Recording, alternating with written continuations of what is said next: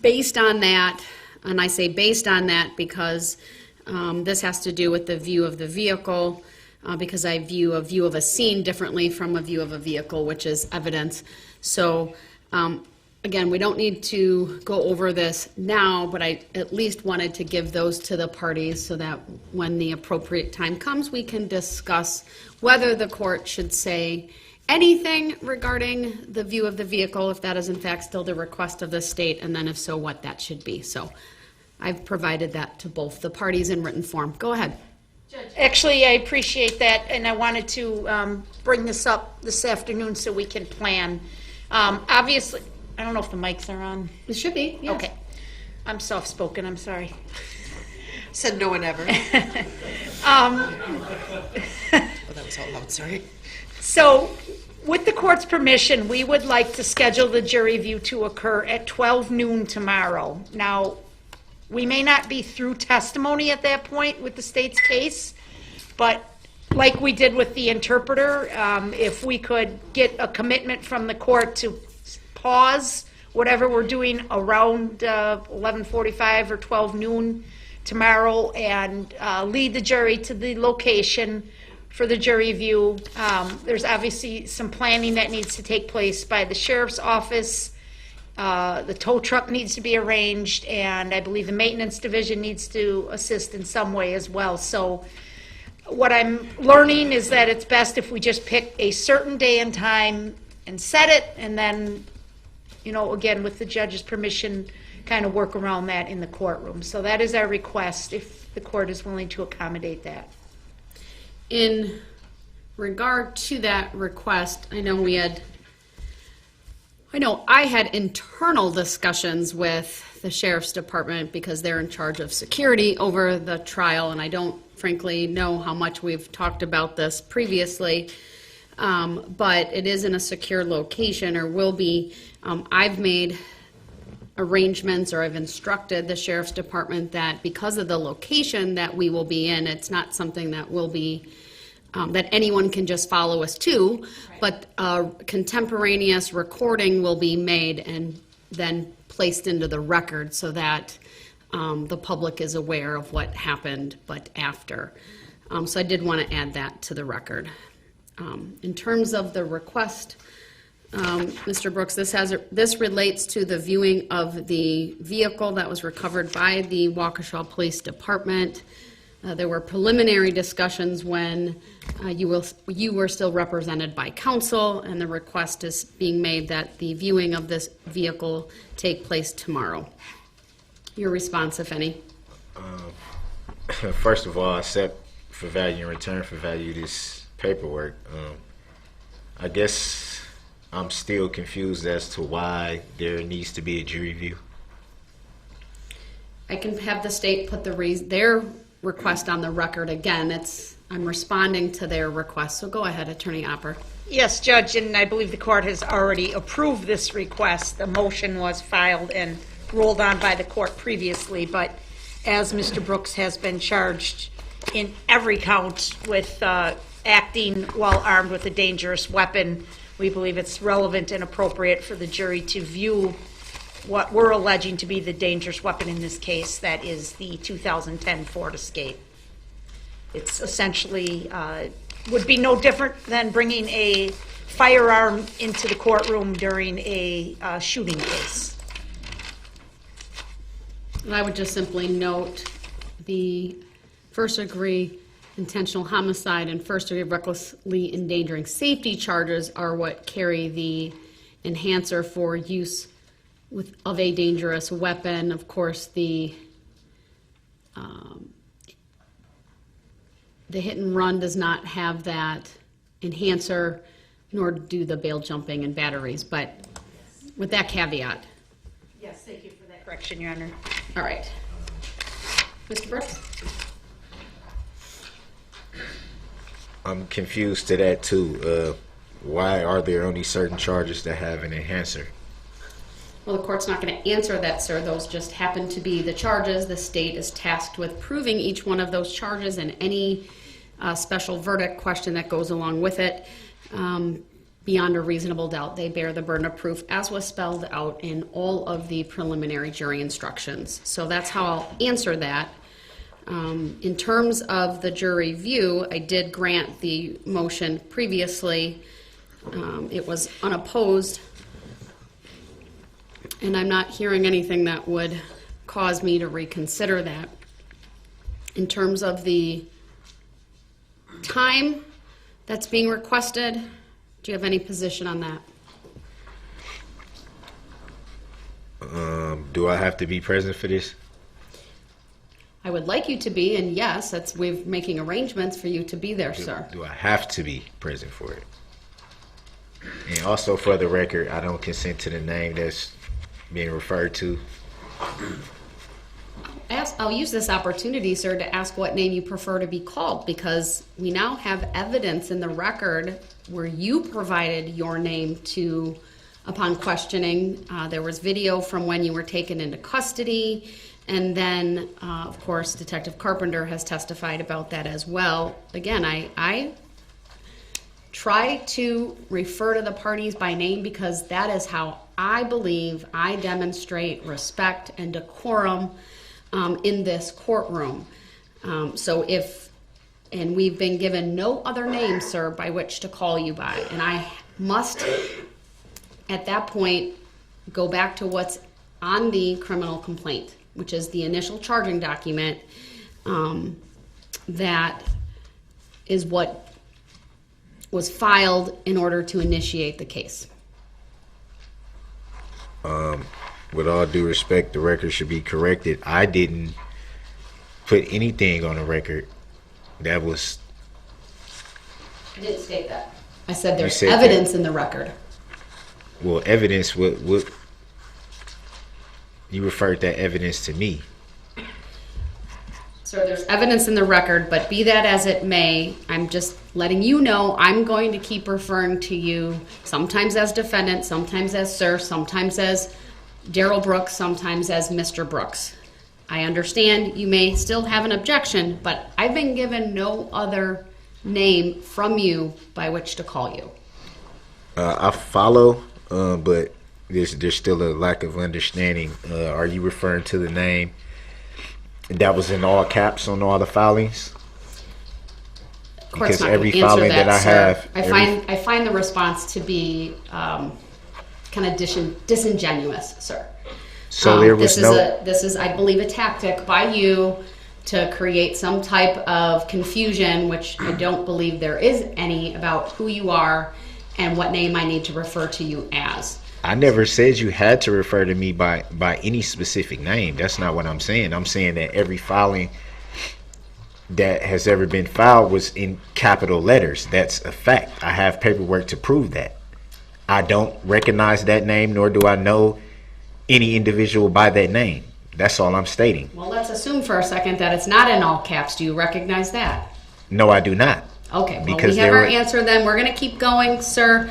We're a little bit off topic. In terms of the request by the state, I'll give you one more opportunity to answer that. They've requested that whatever we're doing tomorrow morning, whether it be their case, whether it be if you are calling witnesses, that we pause about 11:45 in order for the jurors, the court, and the parties to be taken to that secure location for that jury view. Do you have any position as it relates to that? Yeah, my position was, when I answered, I said, do I have to be present? I'm requiring you to be there, yes. And what reason do I have to be present? Unless you're willing to go through a colloquy with this court and intentionally waive your right to be there, because then I'm going to require you to be there. And that's not explaining why I have to be there, though.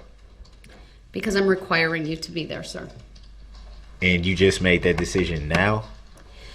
All right. He's not answering the question that I asked him. We will pause I'm at trying to get approximately understanding, that's all. 11:45 tomorrow morning for that jury view of the vehicle to take place as soon as we're able to walk over there. But I think given the logistics of everything, it is on campus, but it is in a secure location. That will take place approximately at noon. And as I indicated, the court will require the sheriff's department to make a contemporaneous video of that view, which will subsequently be made part of the record to capture that. Don't I have rights though, Your Honor? All right, then with that, Could I ask another question? Go ahead. Scheduling, Your Honor. Could you please indicate your intentions as to how late we will proceed this afternoon so we can line up witnesses? sure, I'd like to try to, we had a little bit of a long day yesterday, so I try to balance that out for the jurors. So generally between 4:30 and 5 is when I would like to break, depending on where we're at. If we need to go a little earlier because of the witness, or if we need to go a tad later, that's fine as well. Okay. And then the last item, Your Honor, is that, to my knowledge, we still have not received anything from Mr. Brooks as to the date and time when he would like his witnesses ordered to appear. I don't see anything was e-filed. So if he is still requesting the assistance of the state to secure the appearance of those witnesses, we will need that information, Your Honor. He does not have to give us the exact order, but if he could tell us, as you had suggested, either morning or afternoon, and what day of the week he wants these people here. We have served the subpoenas that he requested at his request in order to assist him. And these witnesses obviously have jobs and other commitments, so it's reasonable to be able to give them a time frame on when they need to be here. With that, when do you expect to rest? We're still hoping to rest by the close of business tomorrow, Your Honor, unless something unforeseen happens. So we're talking about Thursday and Friday at this point. Yes. Which is what I suggested from the beginning yesterday. But Mr. Brooks, we need to know which particular witnesses on which day and whether it's AM or PM. Don't need to give me the order. We'll have them come in groupings, but it's not reasonable that they all come on the same date. I never said it was. All right, so you need to provide that to the DA. How am I supposed to provide that to the DA? You can write that down, or you can put it orally on the record right now. I asked you to bring it with this morning, and I didn't cover that this morning, so you were put on notice of that. But I'll give you until... I was put on notice of what? Let me ask Attorney Opper a question. Would tomorrow morning first thing be sufficient for the state to make those arrangements, given that you don't believe you will close your case until the end of the business day tomorrow? I understand what the court's saying. I think that's reasonable, with the understanding that if somebody needed to give notice to an employer and it can't be accommodated, then that may affect things for Mr. Brooks. But I think 24 hours notice is generally reasonable, and we will do our best. We can assure the court we will do our best to get them here, but I don't know if we'll be able to exactly accommodate the timing that he may or may not want. All right, so Mr. Brooks, Objection to that, because when the subpoenas were served to them, I'm assuming that they would have let any employers or anything know that they were expected to testify in a trial.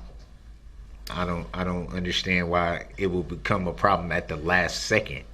Well, if you recall, sir, near the end of last week, I don't recall exactly what day we were on, but we knew we weren't going to finish with the state's case at some point, and we had a discussion on the record. If there was any objection by you, if the state told those witnesses they didn't need to appear on Friday, so it obviously had to have been before Friday, that they didn't need to appear, and that they would work with those witnesses to provide them with a more definitive time.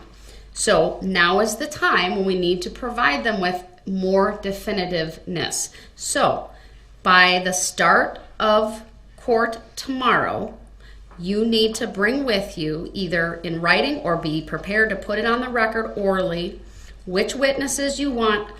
We'll start with Thursday morning, then Thursday afternoon, Friday morning, and Friday afternoon. I don't need to know the order, but I need to know the day of the week, right? So Thursday or Friday. I would just note the dates for those. Thursday is the 20th. Friday's the 21st, and then which witnesses. Only you know how much you want to question them, so you should be able to gauge if we can get 2 in each morning or afternoon, 3, 4, whatever. Use your best judgment on that. Yeah, I don't know how I'm gonna come up with exacts on that. I presume you're going to prepare some questions, and you might be able to kind of gauge how quickly that will go or not. If not, we'll do our best, but you've got to provide some definitiveness. It's not reasonable to just have these witnesses all come on one day. I'm informed of what you're saying. I just feel like that same courtesy wasn't afforded to me by the prosecution. They didn't have to tell me exactly what witnesses was being called on what day and all this and that. Why is it not even I am requiring it, sir, because they are assisting you, because they graciously agreed to do that because you are representing yourself. If you want them to be out of the loop on that, then I can just put it on your responsibility and your shoulders, but that is up to you. What do you mean by put it on my shoulders? You can contact them. How am I supposed to do that? You have access to a phone in the jail. So I'm supposed to call everybody that I subpoenaed, not knowing their information? That is one way to do it, sir. Their information is in the police reports. That is highly unreasonable. When one person that's on my witness list, I'm not even permitted to have contact That with. would be a good exception to that. So that's very astute of you to point that out, sir. That would be one exception. But other than that, in any event, sir, we're kind of a bit off track. We're going to get back on track, and you need to provide the information that's provided, that I've outlined here today. I don't think that's fair, Your Honor. Oh, your objection is noted, but it's my ruling. The state didn't have to do that, but I have to do that.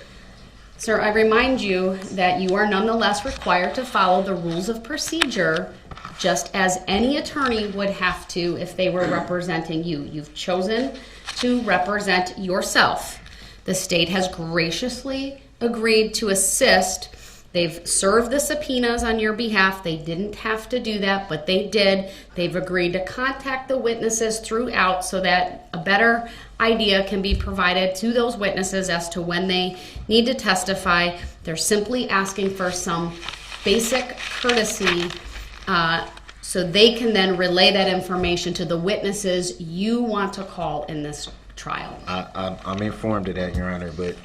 All right, then let's move on. That's actually under the confrontation clause in the Sixth Amendment. I should be able to have the right to have witnesses subpoenaed. It shouldn't. Why is that? Again, we're getting a little far afield here, sir. Subpoenas were provided to you. The record is very clear on that. We assisted you with that. I even reviewed them for completeness, and then the state assisted you with serving them. That is something they are not required to do, but they agreed to do in this case. So nothing about your Sixth Amendment has been violated in that regard. Did I say violated, or did I say I'm not? So you need to understand that, sir. I don't understand anything, and for the record, All right. I didn't bring up the word Let violated. us continue then. We're going to move on, Mr. Brooks. Let us continue with the So we questioning gonna move on of... to subject matter jurisdiction that No, has I'm yet not. to be proven? Detective Carpenter, you can please come on back up to the witness stand, and Madam Clerk, you can have the jurors brought out. So we're not going to address that at all? That's not going to be proven for the record?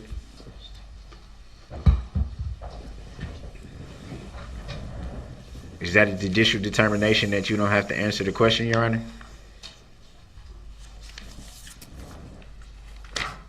Is there also a tactic agreement?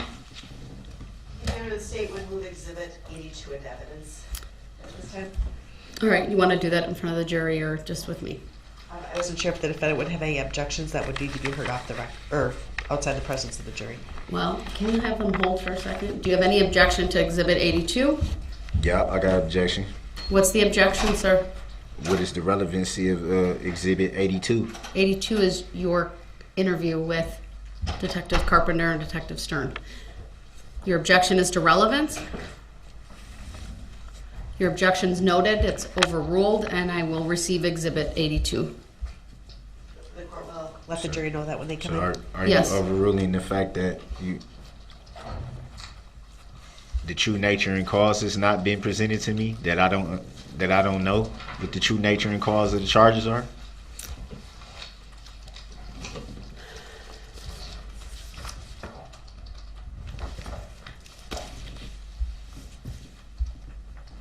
You can have them brought out now.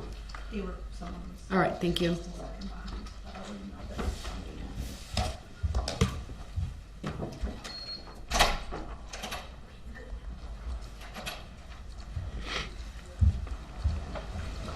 All right.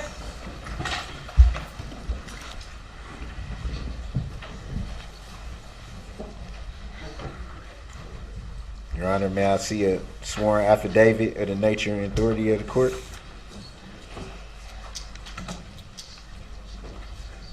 Or is that a judicial determination? You won't answer that as well. Welcome back, ladies and gentlemen of the jury. I hope the record reflects that.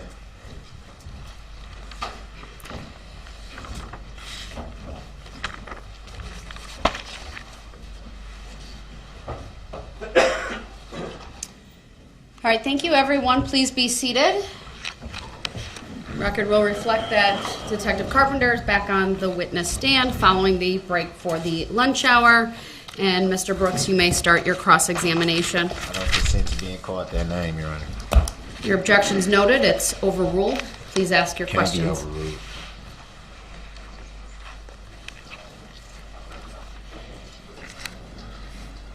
Detective Carpenter.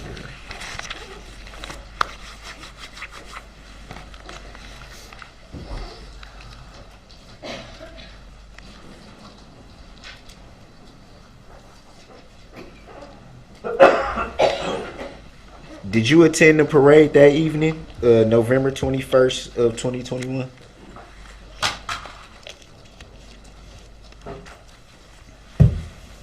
Yes, In what capacity? as a member of the Honor Guard. And what time did you arrive? I don't recall the exact time. What time did you leave? I don't recall the exact time. And when you left, where did you go? Our temporary police department. Temporary. Explain what do you mean by temporary? So at the time of the incident, the building we are in currently, which was our main building, was under construction. So we were displaced. What do you mean by at the time of the incident? At the time of the parade. And so the regular station was, what did you say, under some type of construction or something? Correct. And so what were you guys using for the temporary police station?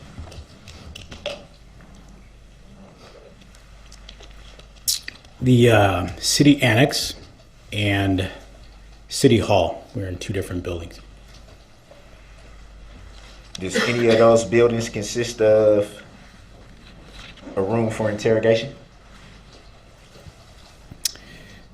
There is at the annex.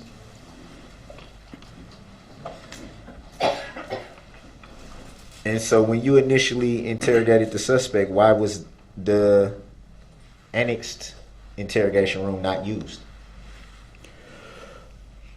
Well, when I interrogated you, Mr. Brooks, the annex room was not used because the situation was very fluid. There was a lot of information being learned. We knew this was going to be drawn out. There is no municipal lockup facility at the annex, so it could not be utilized.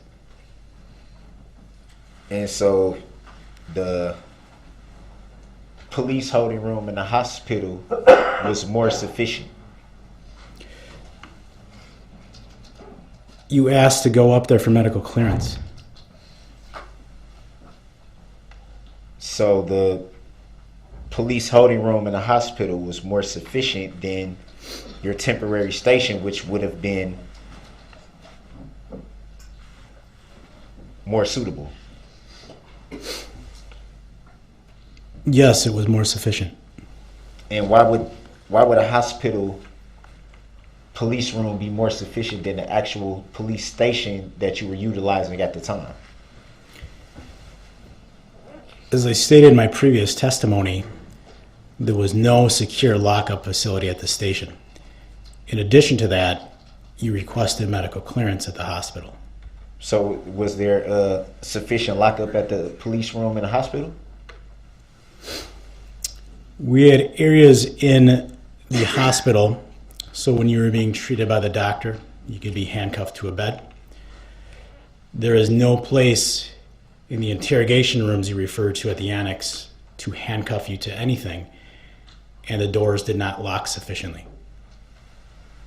And to the best of your knowledge, would a detainee have that information that you just stated?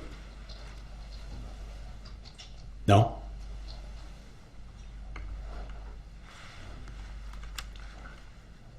So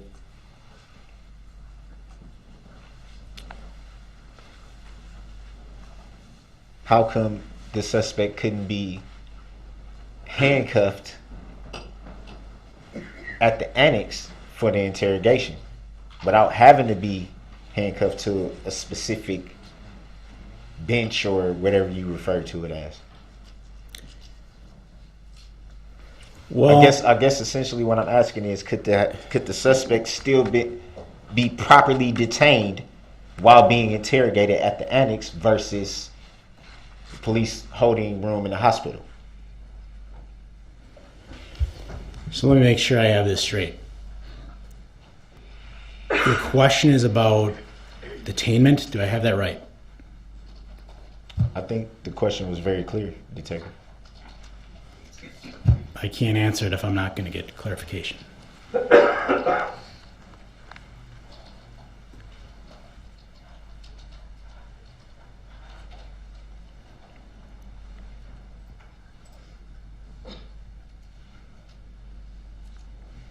And where was the suspect taken upon being detained? You were taken, Mr. Brooks, upon the time you were arrested, down to the substation on Les Paul Parkway in Waukesha. And do you recall if the suspect was put into a holding room? Yes. And do you recall if that holding room had something that would secure a detainee? Yes. So why couldn't the interrogation happen there if the suspect could be secured at that location? Well, there are various reasons, and one of the most important reasons is when we took you to the hospital, Mr. Brooks, for your medical clearance, there were now a total of 4 officers there, myself, Detective Stern, and eventually the 2 federal agents. The situation was still very fluid. When I began the initial the initial questioning, it was 11:04 p.m. and there were still a lot of unknowns. So the determination was made to start questioning you, see what information you might be willing to provide us, because with 4 of us, we were confident we would be able to keep you where you belonged, where we needed you to be, as opposed to risking another unnecessary transport. Because, and it's not just personal against you, any transport of any prisoner, there's a risk. So there's no point in taking that risk of that transport when we had the ability to do the interview there, especially when there was such limited information that we had. So FBI agents were present at the substation that you referred to? They arrived there at one point, yes. Was that known to the defendant? I don't recall.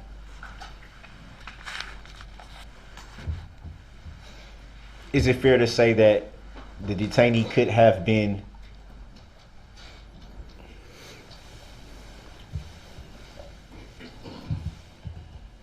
Is it fair to say that you could have made sure the suspect was contained while at the substation, seeing as how that there was multiple officers present? Objection. I think this has been asked and answered. I think he's referring to the substation versus the hospital, so I'll allow it. Overruled. You were contained initially at the substation, Mr. Brooks, but you requested medical transport, so you were transported. So what I'm explaining to you in my prior testimony is I didn't know at that point if you'd end up going straight to the county jail or what have you. Every transport, as I stated in my earlier testimony, there is a risk. There is a danger. It's not just personal to you, it's any prisoner. So the decision was made to start the interview there based on not knowing where you'd end up for sure, not having all the information, that we weren't going to take the risk of an extra potentially unnecessary transport back to that facility. You couldn't be held there. You couldn't be held at the sub. There's no beds. You referred to interrogation starting at a specific place. I'm referring to the substation. Is it fair to say that there was no interrogation that took place at the substation? Yes. Yes, that's fair to say. There was no interrogation at the substation in Waukesha.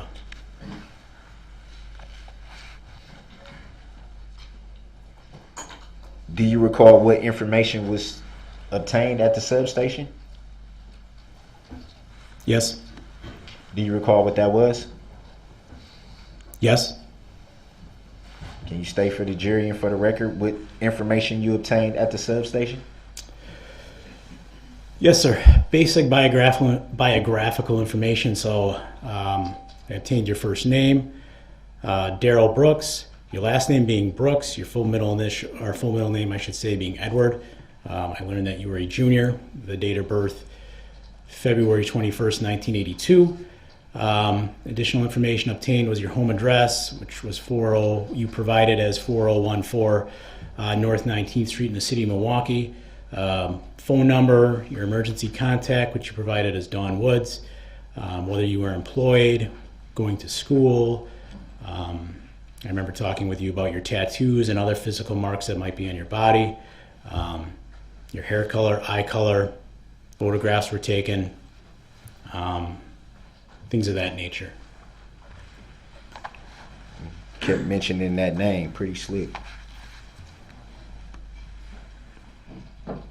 Sure, disregard that last statement, sir. Please ask questions. You'll have an opportunity to testify later. Oh, I got a lot of questions.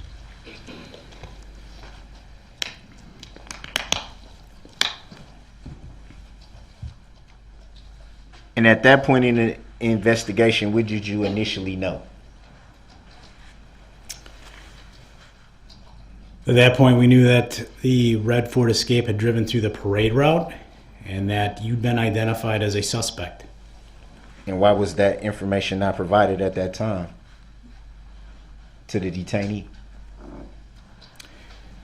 The information at the time wasn't presented to you, Mr. Brooks, because, as I stated in my earlier testimony, it was still very fluid. It was very chaotic out at the scene. There was still a lot more that needed to be learned. So is that standard procedure to not tell a person why they're being detained? Well, we did not tell you. That's incorrect, and it's misleading to the court. You were informed you were being detained for prowling, loitering, disorderly conduct of that nature. Is that the same as... Can I finish, please? I just didn't bring up the parade part of it. Why not? As I stated in earlier testimony, it was very fluid and chaotic, and a lot of information wasn't yet known. So I was waiting to receive more information. Did you state in your early testimony if that was standard procedure or not? It's standard. So with every detainee that you've ever detained during your career, 18 years, right? Yes. It's standard procedure to not tell someone being detained what they're detained for.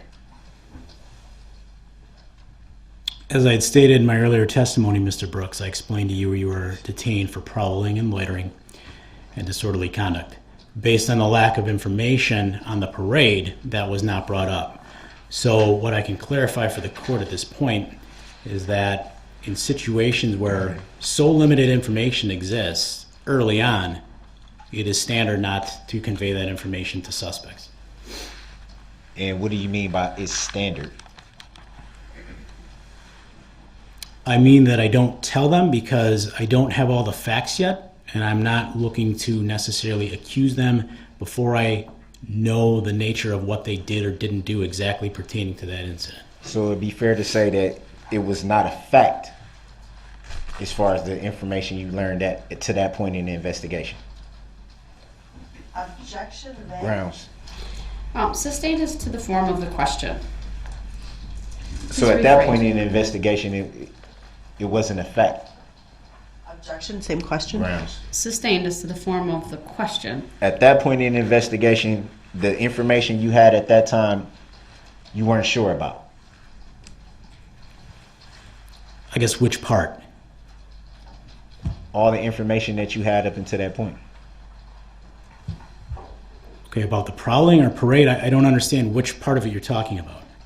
All the information that you've obtained at that point in the investigation, you weren't sure about. As you just said, you don't try to assume guilt or anything like that until you have all the facts. So at that time, at that point in the investigation, is it fair to say that the information that you had obtained so far, you were not sure about?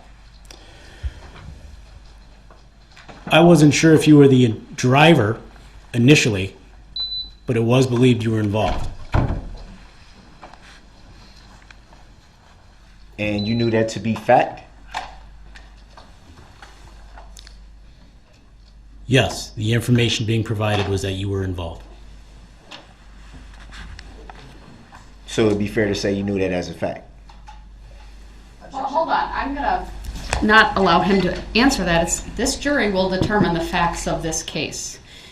If you want to ask him his opinion, you do that at your discretion. He said fact. He said facts. You asked the question, sir. So But he brought it up first. I'm going to strike the question from the record. And Mr. Brooks, you're directed to rephrase. I will rephrase, but I do not consent to being called that name for the record. Noted and overruled.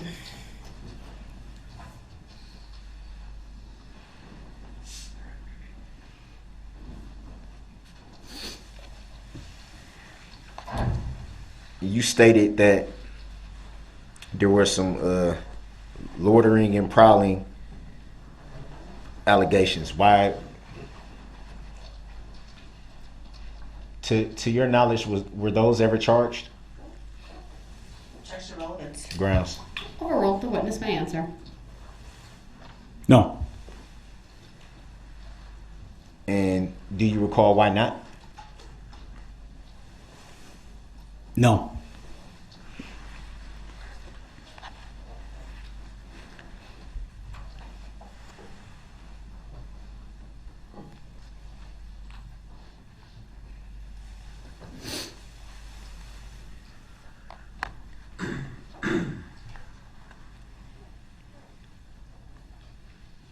So why did you constantly tell the detainee that they were being detained for loitering and prowling if you in fact knew that there was another reason why they were being detained? Objection asked and Grounds. answered. Sustained.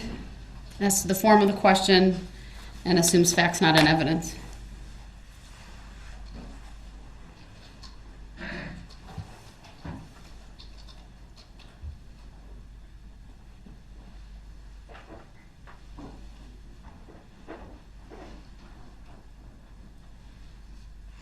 What was the significance of the FBI being present? The significance of the FBI presence was the early on concern that this was a terrorist-style event. And you said that this was a terrorist element. And what is the this? Can you explain what the this is? When you drove your vehicle through the parade and struck people. Which at the time you stated you did not know is fact, correct? That was still being investigated, yes, but I know that's what occurred now. Now versus then. Initially, it was unknown if you drove. That's what I as was stated. That was the question. But The investigation showed that you were the driver of the vehicle. And initially you didn't provide that information, correct? Correct. So do you know if the FBI continued their part of the investigation? Eventually, the investigation was strictly run by our department. And do you recall why that decision was made? My understanding is there wasn't a terrorism link.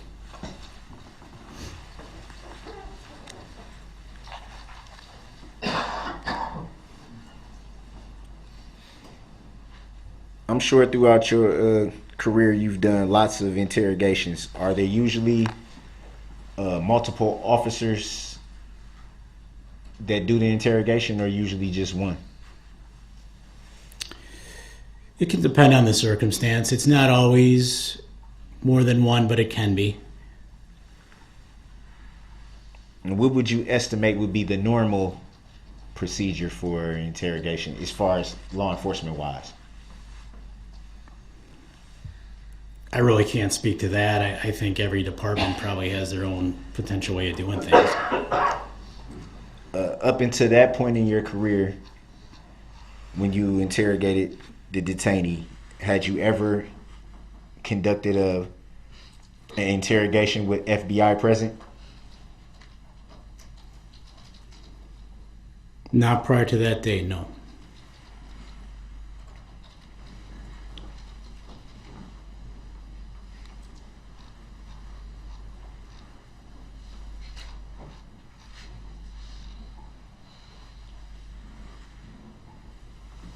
Made reference to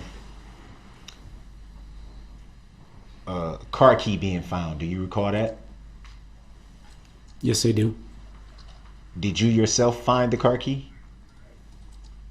No, I did not. Were you told by other law enforcement? I guess told what exactly? That a car key was found. I was not specifically. Your items that were located on you during the search were turned over to Detective Stern, and the car key was one of those items. And to the best of your knowledge, you didn't have that information at the time, correct? At which time? And at the time that the detainee was detained in the substation. Thank you for that clarification. Go ahead and answer. I just want to make sure I guess that I understand. So you're asking me what I knew about the key, or if I knew where it was found at the substation? I don't understand. Can you clarify that, sir? I guess the clarity that you may be looking for is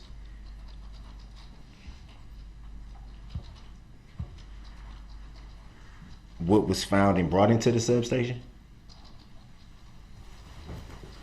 Okay. The Ford ignition key and other items that I alluded to in my earlier testimony include your photo ID and credit cards with your name, or debit card, credit and or debit cards with your name on them. That you did not search and find yourself, right? That's correct. Did you conduct any searches? I don't recall if I did or not of your person.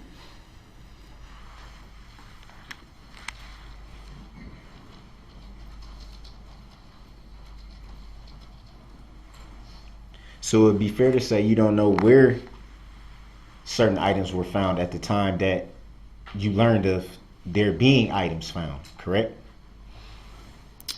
No. No, as in? No, I knew those items were found on you in the search. Maybe not the specific pocket, but I knew the officers found those items in your possession. Were you at the scene of the search? No. So how do you know where they were found? Because they were turned over to Detective Stern as your property. How do you know where they were found, though, if you weren't at the scene? Because I was aware officers searched you, and it's not reasonable to believe they were randomly in the grass at the house you were at in a city that you've indicated you're not familiar with.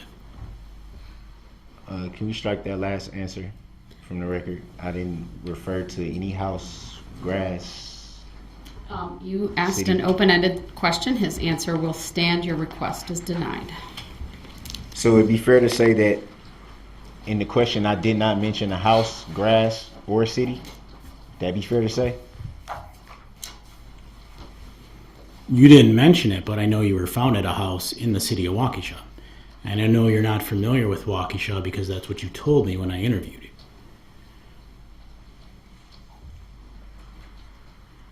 Can you strike that last answer?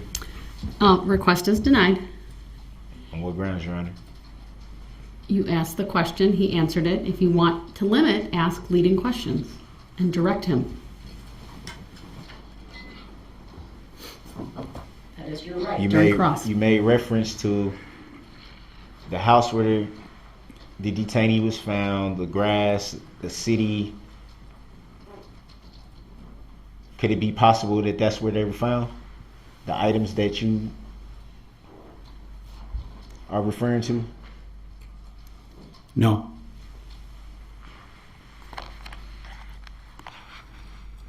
Even though it would be fair to say that you were not present.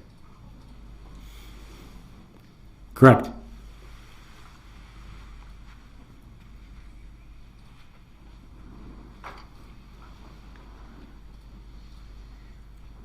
You made a lot of reference to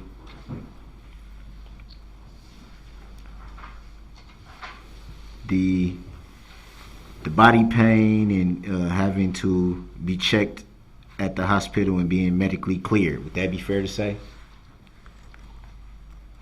Yes, we took you to the hospital for clearance.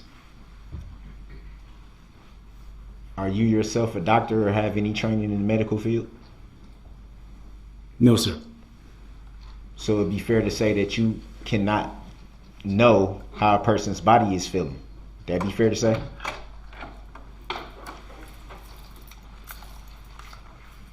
I can't explain exactly what another's body's feeling, correct. So it'd also be fair to say that there's a possibility that you can be incorrect about assumptions made to pain reference. That'd be fair to say? I think that depends on the circumstance. In this specific circumstance, you told me... The last follow-up, if he wants it. Okay. Next questions.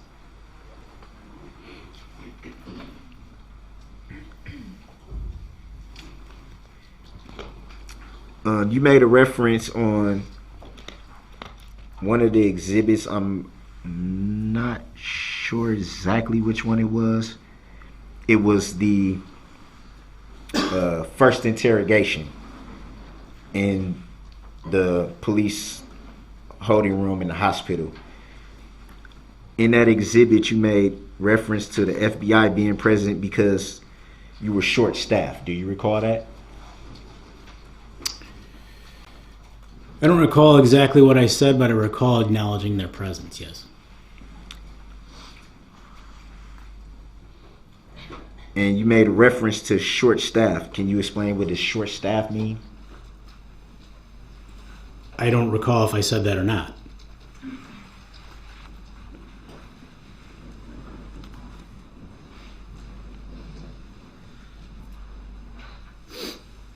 I don't know if it's exhibit 172 I'm referring to.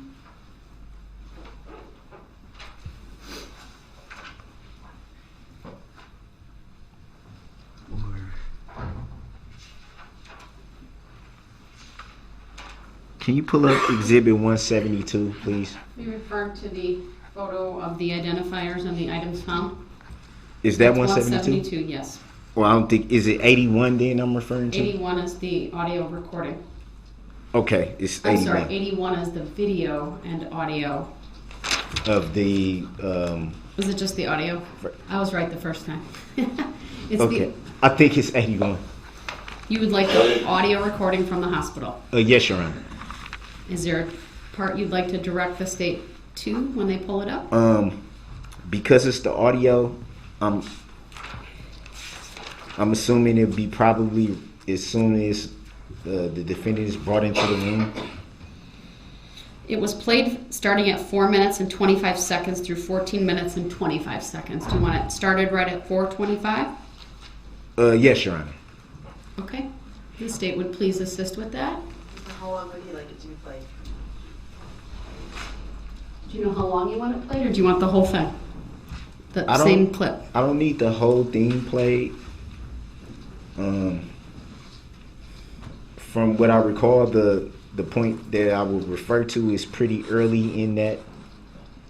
Well, how about we start at 4:25 and then you say pause, please, when you want it to be paused by the state. Okay. All right, go ahead.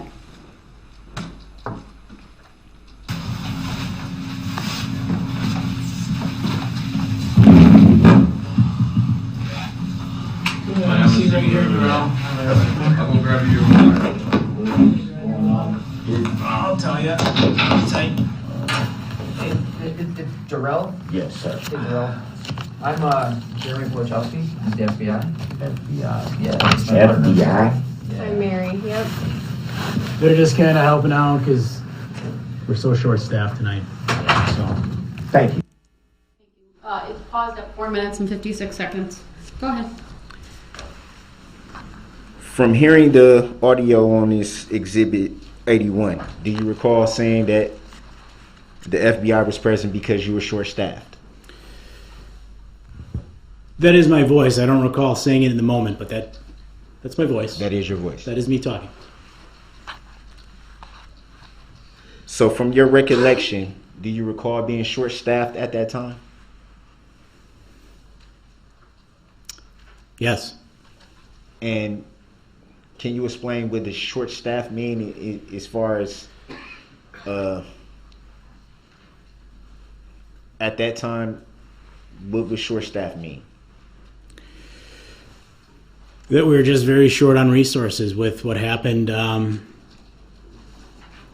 at the parade route and the mass casualties and the amount of officers it took to secure that location. We were very short on people. And People were called in off duty. You made reference to the short staff being the reason why the FBI was present. Yes.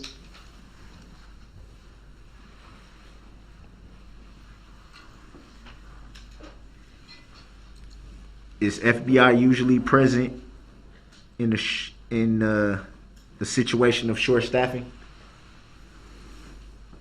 No.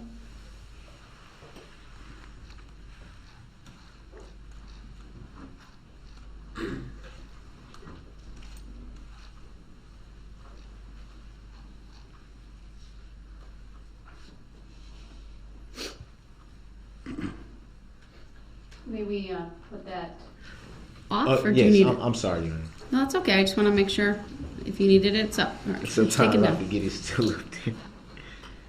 Makes two of us. Yeah.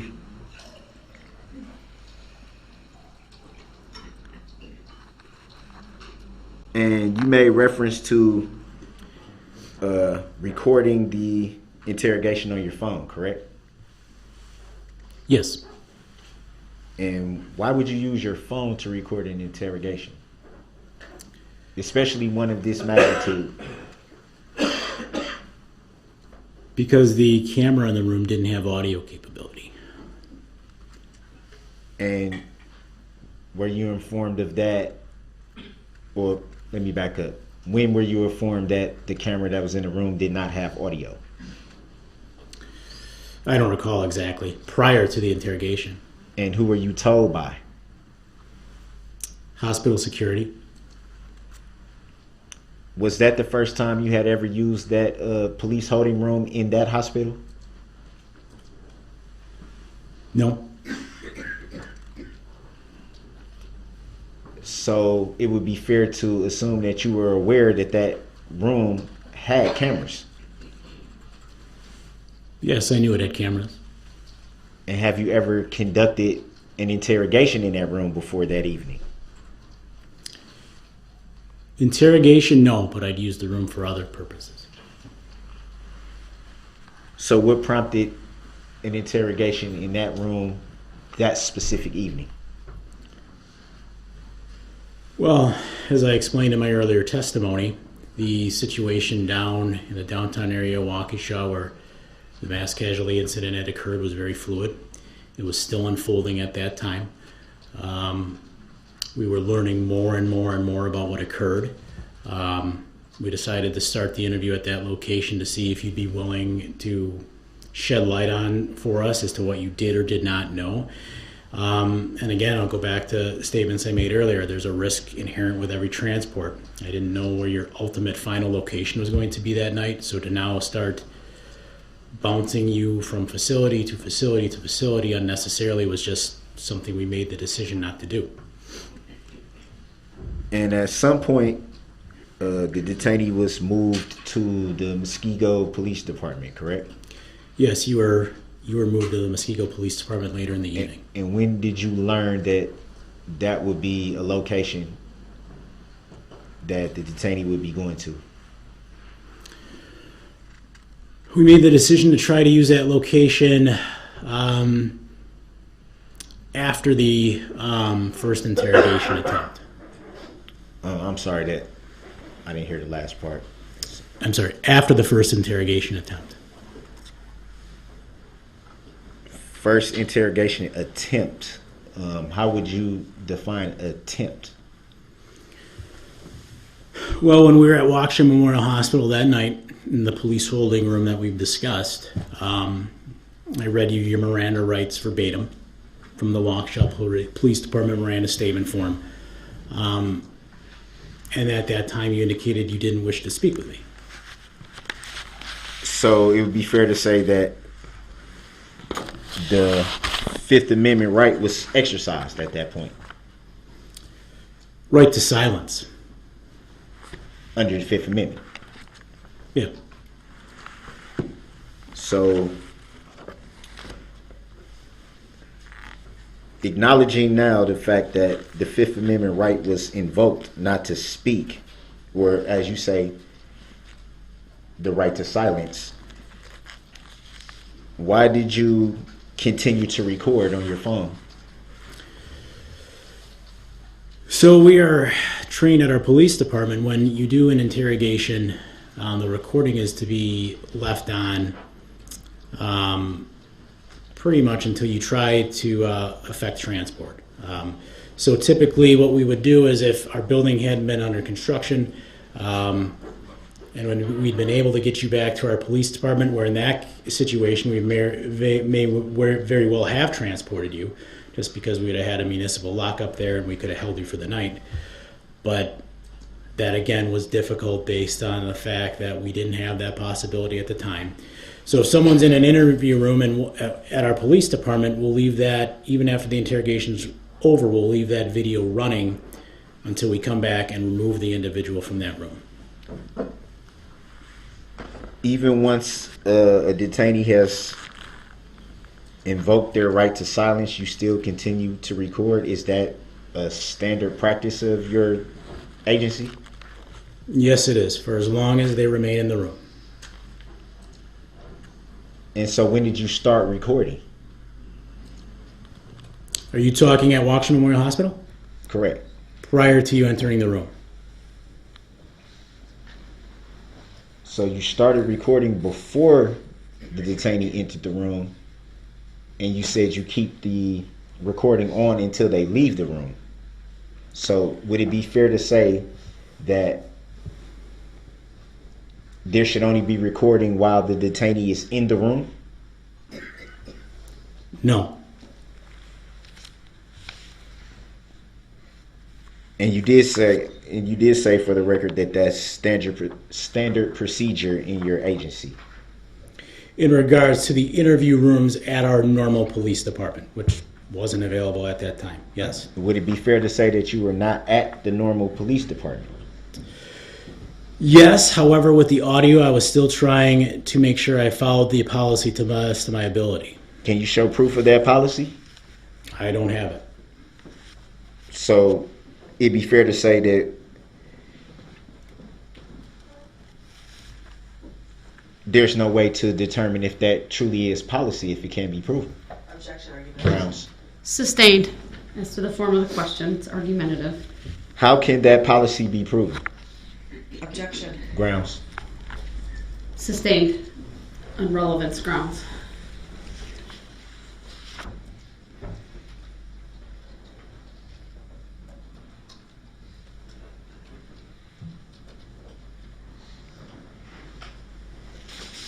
Do you know where that procedure is located in your agency rules? Objection. Grounds. Relevance. Sustained. Grounds for the sustain, Your Honor? Relevance grounds. Relevance. Not relevant. Next question. It's not relevant? No, keep going. We can take it up later outside the presence of the jury at our afternoon break, but for now, keep going. I follow, Your Honor. I apologize. Keep going, you're good.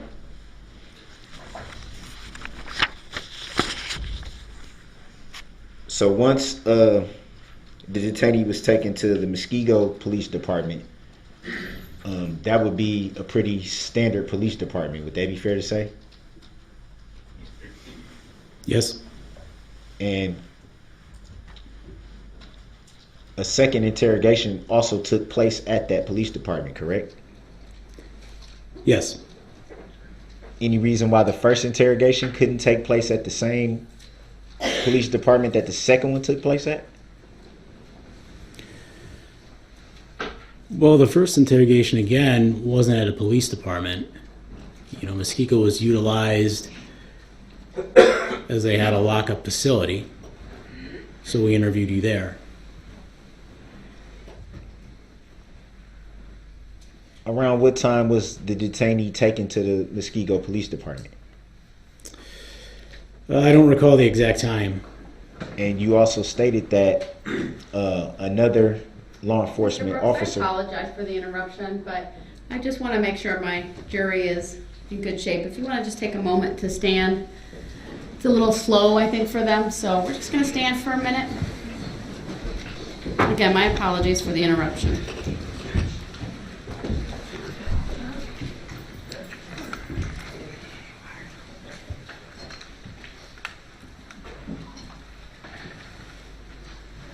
Anyone on my jury need a break? Are we good? I'd like to keep going. Anyone? Okay. No response to that. They said they're good. All right, we'll sit back down. And again, my apologies, Mr. Brooks. Hopefully you know where you were. Yeah.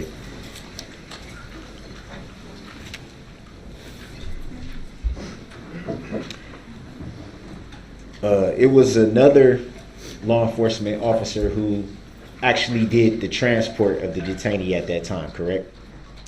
Yes. And you stated earlier in testimony that you and your partner followed behind that transport. Is that fair to say? Yes. And I'm assuming at some point that you will actually strike that. You stated to being present during the booking process into the Muskego Police Department. Is that fair to say? Yes. So why couldn't interrogation be conducted at that time, which would have been more ideal considering that you said there was a lockup. I forgot how you referred to it, but basically like a room that the detainee could be secured. Well, you had been talking about at that point when we arrived at the facility with you that you hadn't eaten all day, you hadn't slept, so we wanted to give you an opportunity to eat, sleep, clear your mind, and refresh yourself.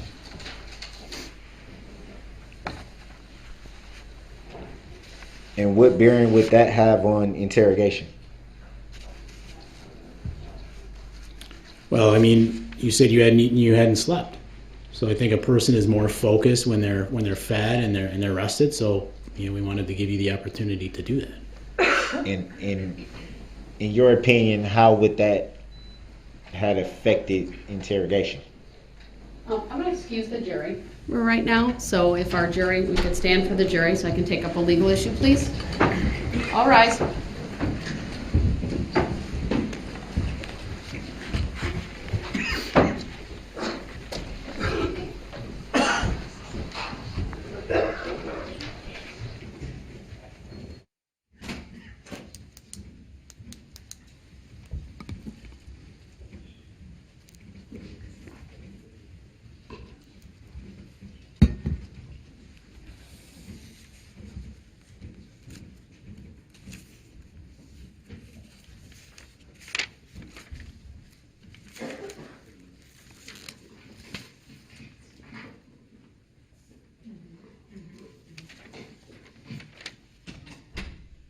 All right, thank you. Be seated. So I'm going to take up two issues right now. One is when I paused earlier and told Mr. Brooks I would allow him to, it was regarding the policies. I want to know, as the proponent of the evidence, why you think that's relevant. And then secondly, the questions I believe that you are asking related to the interrogation, unless you can convince me otherwise, go to a legal issue that this court has already determined, but I'll hear you out on that. I didn't want to make an assumption, but I also didn't want to have you question this witness about what really are legal issues that this court previously addressed regarding the admissibility of the interviews. Well, to the first one, about the policies, that's relevant because I think it should be stated for the record why he left his phone recording after he acknowledged that the Fifth Amendment right to silence had been invoked. At that point, interrogation is supposed to stop completely. Well, I understand what you're saying from a legal perspective, but that doesn't mean the recording had to stop in and of itself at that point. He did provide an explanation on the record. His explanation was that it's policy, right?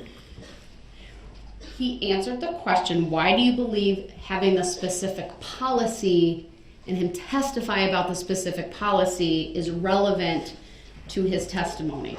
Well, I believe that if that's in fact policy, it should be proven. It should be proven that that's a fact, that is a real policy. For all we know, he could just be saying that it's a policy. And at that point, it makes him continuing to record after the Fifth Amendment had been invoked. Well, right now, you assume facts that are not in evidence, sir. And so you're the proponent of this testimony through your cross-examination. And so without something more, sir, I don't see where there's relevance as to what the specific policy is. Can you see what I'm getting at, though, Your Honor? If he's saying that this is a policy of his agency, he should be able to prove that that's policy. Because at that point, if there's no way to know that that is the correct procedure that they use every time, then You're, why? again, making a lot of generalizations that I don't think are accurate as to what he said. This is a trial, sir, where the allegations in this case are that you drove through the Christmas parade, right, and caused death and injury to a number of individuals. There's also those other charges related to the bail jumping, the battery, and frankly, his conduct isn't on trial. We're not here about a police misconduct trial. I'm not saying that some of this information might not be relevant to his credibility, things of that nature, but you have to, again, you're the proponent of this. Why do you believe those policies relate to an issue of fact in this case or otherwise go to your defense? I believe that is relevant because it can show that at the very minimum that first interrogation and anything related to it should not be admissible as evidence. That's a legal determination that I've already raised. Your attorneys represented you at that time. They made a variety of arguments. So to then make this trial about that interrogation, it's not relevant. I'm not making the whole trial of it. But the issues are legal issues that this jury will not be asked to answer. I've already ruled on the admissibility. That's a legal determination. So I'm not seeing the relevance to those specific policies, and there is simply no requirement that the state or this witness has to prove those policies. You are representing yourself. Hold on, let me finish. You're representing yourself. I'm not aware of any subpoena that required him to bring those policies with.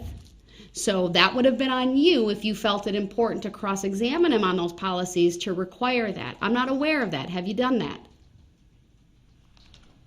Obviously, it was going to come up.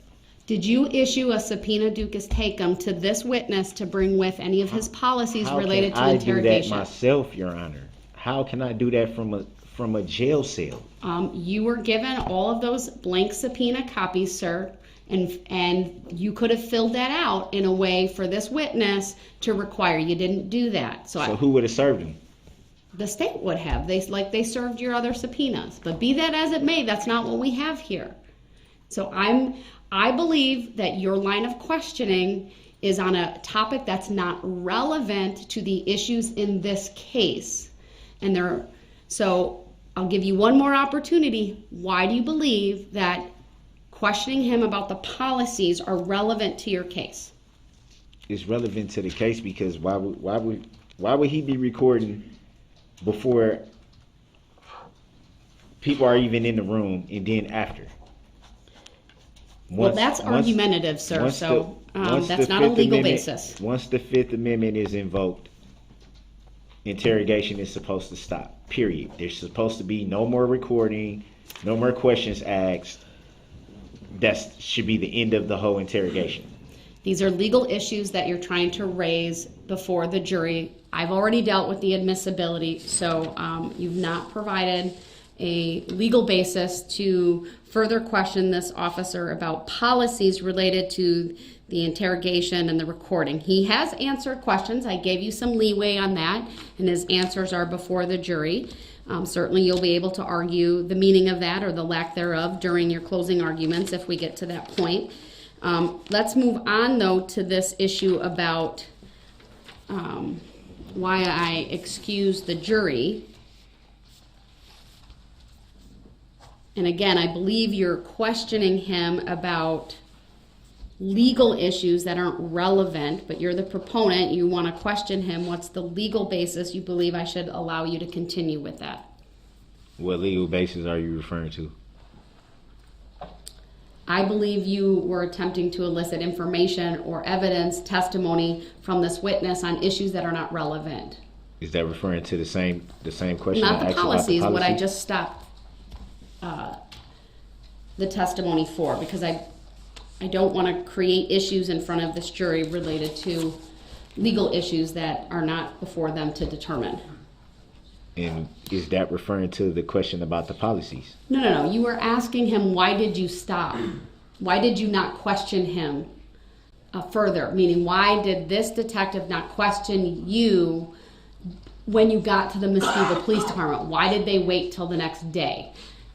I stopped because I know the law on this area, and I know that when a subject invokes their Fifth Amendment, or when you're a defendant in state, it's the 14th Amendment, but nonetheless, right, you have rights under the Wisconsin Constitution as well, but that because you only invoked your right to remain silent, they waited to question you until a sufficient amount of time had passed, in addition to the other reasons. I'm not going to let you question him in front of the jury about that specific thing. Or at least I'm cautioning you that I'm stopping it because I don't see where that's relevant, but if you keep pressing him on that, you're going to open up the door to him saying, because I was following the constitutional requirements and giving you a break in the questioning so that I could, get a statement, I believe, would be admissible later on. That's what I'm trying to avoid. With all respect, Your Honor, I don't think he would have said that.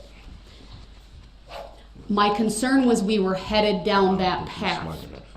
So if there's some other So reason you the want to 14th question Amendment him, would have been referring to the having the attorney present. I'm sorry, say that again? So you said, when you stated that you know the law in that area about the Fifth Amendment and the 14th Amendment, what were you referring to on the 14th Amendment? I'm not going to explain that any further, sir. Let me just ask the state if they see this any other way, if you think I'm mistaken, and I was concerned we were headed down that path, which would be a legal determination, but if there's something the state sees that differently, please let me know. I actually thought that Mr. Brooks was questioning this witness about why they didn't do the first interrogation at Muskego. So I thought that there was some miscommunication between the two of them. And I just wasn't sure. I didn't want to object for that reason because I just wasn't sure what Mr. Brooks was talking about at that time. Well, And that's fair enough, because if that's what you were trying to question him I on, agree. then I think that's fair game. I But agree with Attorney might have been Basie. interpreting That's it what I was differently. getting at. I didn't mean to cut you off, Go but I ahead, agree go ahead. with Attorney Basie. That's exactly what I was getting at. All right, well, you understand it's my job to protect the record too, so I want to make sure that, all right, so with that understanding that you are questioning this witness about why they didn't take you to Muskego for the first interview, is that where you're wanting to go with all of this? That was the question. All right, well, I might have misunderstood, but in any event, it gave us an opportunity to talk about the other thing, so that's okay. So No. is that a fair question to ask then? Because I'm confused now if I'm even allowed to ask that question. I think part of the issue sometimes, sir, is there's either, sometimes the questions aren't as artfully worded as they could be. I know you're doing your best. I like to look at it this way. Questions that are a sentence at a time, meaning a thought at a time, because then they're not compound, are the easiest for a witness to answer. And when you start bringing in other things, it can be confusing, and then I might not understand, or a party or a witness might not understand what you're asking. So, looks like it's one of those situations where I was a bit unclear. It's been clarified. If that's the line of questioning that you are going to go, then that's fine. Then I would allow that. I'm not going to stand in the way of that. If the state objects, obviously that's a different story, then I'll have to rule on it, but I think we're all on the same page now. And just for the record, Jared, I will be objecting. I don't want there to be, just because I think this has been asked and answered. He was taken to Waukesha Memorial Hospital for medical clearance. They want to minimize the number of times that he's transported, and they needed the information sooner rather than later. So I will be objecting as to asked and answered. I just didn't want to, he asked the question that the court suggests, and then I object, and so I do want to put that on the record just so the court's prepared for it. Understood. The question of why wasn't the first interview conducted at Muskego Police Department had not been answered. I'm going to let you ask that question. So even if they object, we'll put everyone on notice. So because I think it's reworded a bit differently, so I think it's fair. I'm going to let you ask that. All right? Let's bring the jury back out.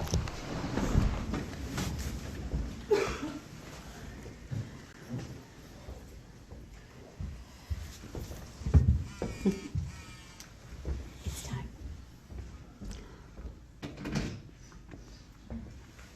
I might have you get me more water too. Thank you so much.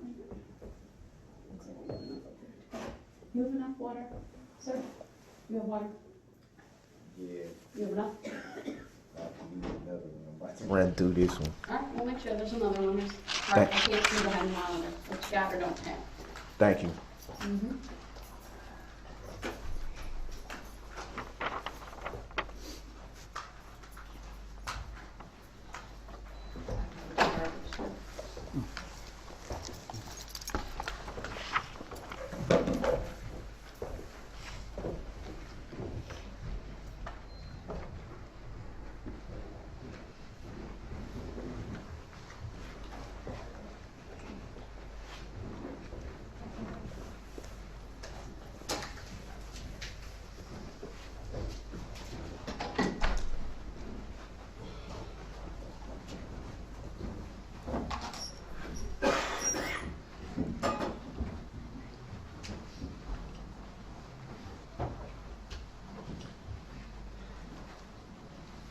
right, thank you, everyone. Please be seated, and Mr. Brooks, you may continue with your questioning of this witness.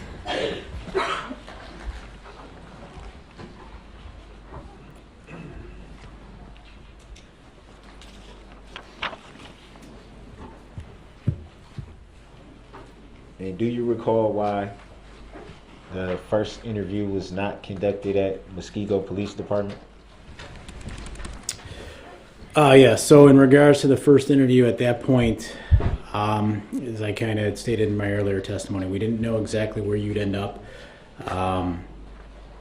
Muskego didn't become an option and something we thought of as a final place for you until after the first interrogation was attempted and was over with. And do you recall if you made that determination yourself, or was it your supervisor or something of that nature? Objection relevance. Ground. As to where they were going to take you? Yes. Overruled. The witness may answer. I discussed it with Detective Casey.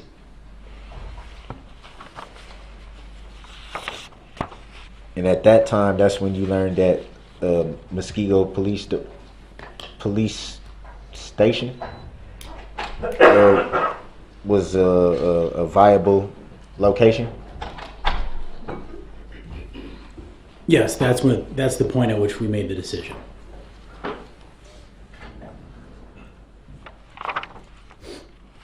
Had you ever used that police station before in any of your investigations before that evening? Objection relevance. Grounds. Overruled. The witness may answer. I had not, but when our department first closed, that was given as an option for us, being we didn't have our own municipal lockup.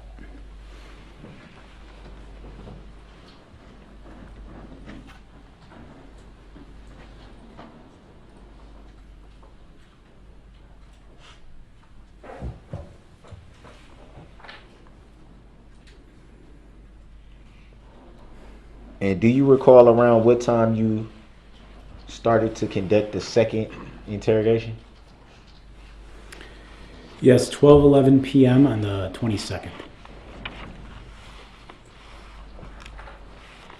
And do you recall how that interrogation started?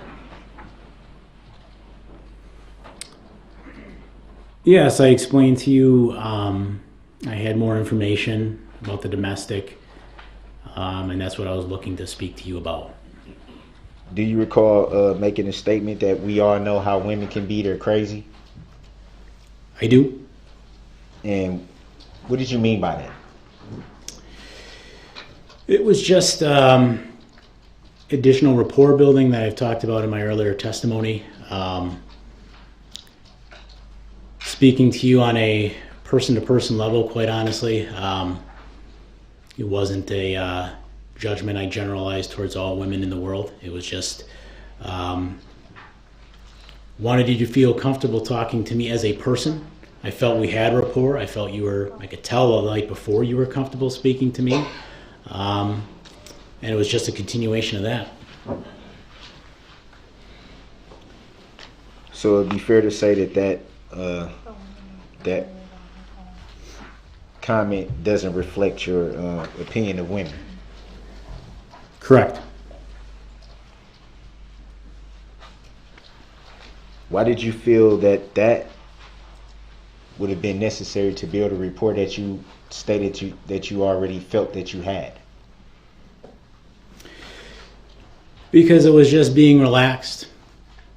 I was relaxed. I didn't want to make you feel unnecessarily nervous. We had been, talking to each other in the casual conversation from the night before, very civilly, very openly about non-custodial topics. And I was just continuing to go along those lines. It wasn't anything other than to just communicate with you on a stiff level, relaxed level.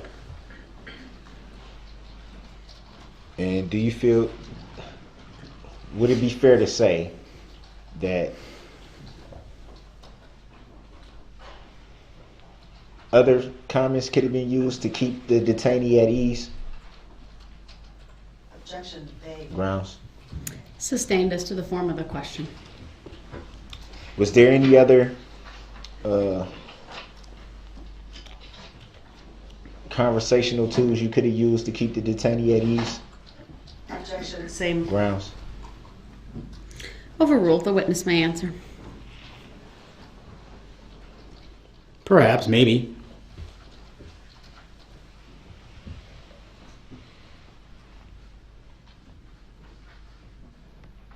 So it'd be fair to say for the situation, you felt that the conversational tool you used would be more appropriate at that time? So ask that one more time, please. You felt that, would it be fair to say that you felt that at that time, the conversational tool that you used would be more appropriate for the situation? I don't know that I was really thinking about appropriateness. Like I said, I was just conversing you on a normal person-to-person level was my intention at the time. So it would be fair to say that you assumed that would put the detainee more at ease by starting the conversation with along those lines? I wanted you to be relaxed. That's not anything that I did just specifically for you, Mr. Brooks. I always want people to be as relaxed as they can be. I want them to feel comfortable to talk to me if they are willing. It doesn't change the fact that ultimately I have to read Miranda. But I always want all the people I talk to feel comfortable and be willing and know that they can talk to me if they want to. Speaking of Miranda, do you recall reading the Miranda rights in the second interrogation? Yes, I do. Do you recall how long into the interrogation before you read the Miranda rights? Objection. Grounds. Objection, misstatement, Grounds. and mischaracterization of the evidence. Grounds. Well, sustained as to the form of the question. It would be fair to say that the second interrogation was pretty long. Would that be fair to say? Yes, sir. Do you recall when in the second interrogation you read the Miranda rights? Your Honor, I am going to object again to the form of the question. Grounds. The interrogation began, the court made a finding as to when the interrogation began prior. I'm going to sustain the objection as to the form of the question. It calls for a legal conclusion. Next question. Did you immediately start the second interrogation with the reading of Miranda rights? No, that is not the first thing I stated to you. First, I explained to you what I was wishing to talk to you about. And do you recall how long you were in that explanation phase of the interrogation? Maybe around 15 minutes, 16 minutes. So it'd be fair to say that you didn't read the Miranda rights till somewhere after already interrogating the detainee for 15 minutes at least. Objection. Grounds. Misstatement. Sustained. Calls for a legal conclusion. Misstates the testimony as well. You read Next question. You read the Miranda rights after 15 minutes. Yes, thereabouts. Do you recall why you didn't start the second interrogation with the Miranda rights? I'm not required to read them immediately, so those first 15 minutes were verifying your personal information, explaining that I now wish to talk to you about a domestic involving your girlfriend, and then I read them before asking you any specific questions about that event. Would it be fair to say that you had already obtained personal information the night before? I had, but I didn't have it in front of me, and I have to recomplete the whole Miranda sheet. So I had to refill out the top form of the sheet, which is your name, so I had to verify that. So it'd be fair to say that you had obtained personal information that you didn't bring with you for the second interrogation? I did not have your information written down at that point. Yes. Do you recall why at that time? You didn't have the personal information that you had already obtained? No, No, as in, I don't recall why I didn't have it.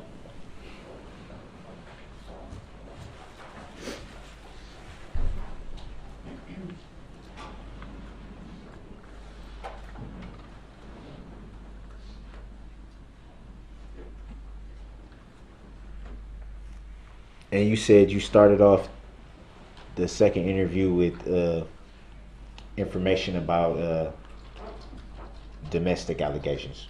That'd be fair to say? Yes, after reading Miranda, if that's what you're asking. No, I You're didn't. right. I don't know what are you asking then? Just so I'm clear. The question was, again, you started off the second interrogation with domestic allegations. Yes, that was part of the beginning, explaining to you those allegations that had come forward. Any Things I re- didn't know about the night before.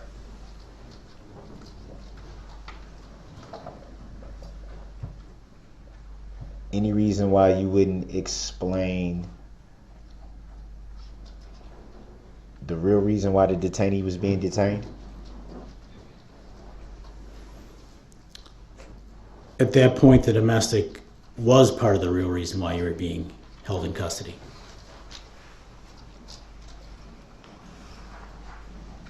Did you have any more knowledge about the incident from the previous night at that time? Are you referencing the parade aspect of it? Yes. At that point, yes, I did. And why wasn't that information given to the detainee at that time? As I explained in my earlier testimony, the idea behind the second interrogation was I began with the domestic abuse issues, questioned you about those, and then moved into the parade aspect of the investigation. And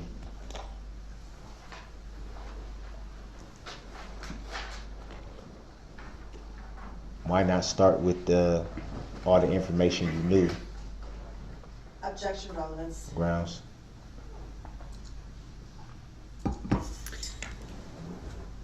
Overruled. The witness may answer.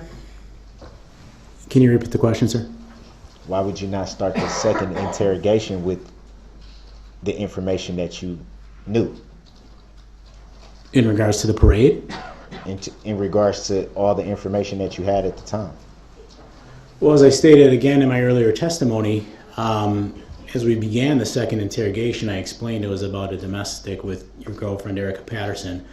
But again, I can't give you all the details because part of gauging truthfulness and avoiding I'm not leading you is not telling you every single thing. I had told you she alleged there were physical injuries, but I can't really tell you what they were because I want to see if you're going to be honest and tell me what they were. Additionally, telling you what the injuries were as far as Mr. Patterson could cause you to create a lie to avoid those. And it's the same issue with the parade. Did you speak to the complainant of the domestic allegations at that time? Objection. Grounds. The use of the word complainant. Sustained as to the form of the question. Had you spoken with Ms. Patterson about the alleged domestic allegations? I did not. So it'd be fair to say that you, at that time, didn't know if they were true or not. No, that wouldn't be fair to say. And why would that not be fair to say? Well, hold on. It's for this jury to determine the facts of this case, including the domestic allegations. So I'm not going to let a witness comment on his belief or not on any other witness's testimony or information. Fair enough? I apologize. All right. Next question.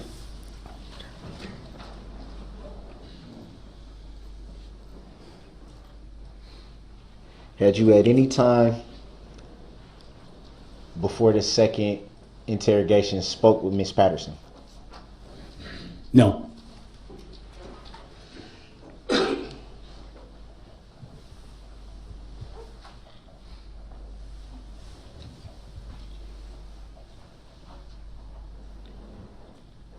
You made reference, I believe it was in both interrogations, to reading.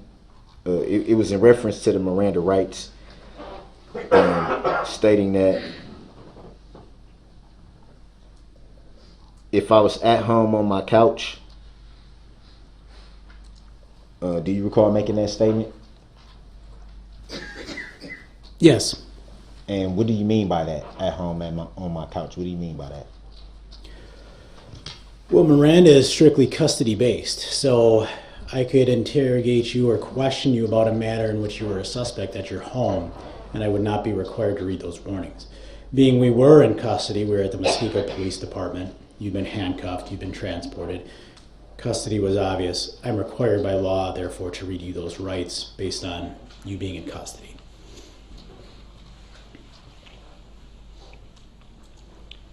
You made a reference to that's a requirement by law. In custody, you have to read those by law. Objection. Relevance for this hearing. I'm going to sustain that objection. I believe it's also been answered. So, next question. Do you recall if those Miranda readings are to be at the beginning of interrogation? No, this has been asked and answered as well. Sustained. It has. It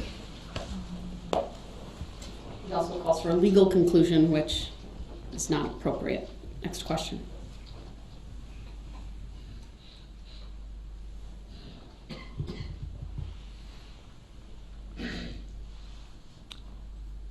In the first interrogation, you spoke of the detainee being detained for loitering and prowling. Did you make reference to that in the second interrogation? No, I did not. Any reason why? By the time of the second interrogation, the primary focus had shifted to the domestic incident between yourself and Erica Patterson, and also the parade, because by this point I had more information about the parade and that incident specifically. So what happened to the initial loitering and prowling allegations? Why were they discarded? At that point, they were not the primary concern. Eventually, the interrogation came to a stalemate, so to speak, and we didn't discuss it. The primary concern was the domestic issue between you and Ms. Patterson, which at the time I began to start the first interrogation, I didn't know anything about. And then the fact I now had more knowledge on the parade.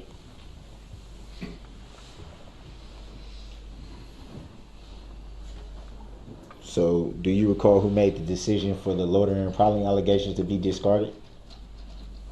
Your Honor, I think that mischaracterization of the testimony, the fact that it wasn't charged isn't on this officer. I didn't say anything about it being Since charged. that's not an evidence, and for the other reasons indicated by the state, I'll sustain the objection. Just for the record, I didn't say anything about it being charged. Understood.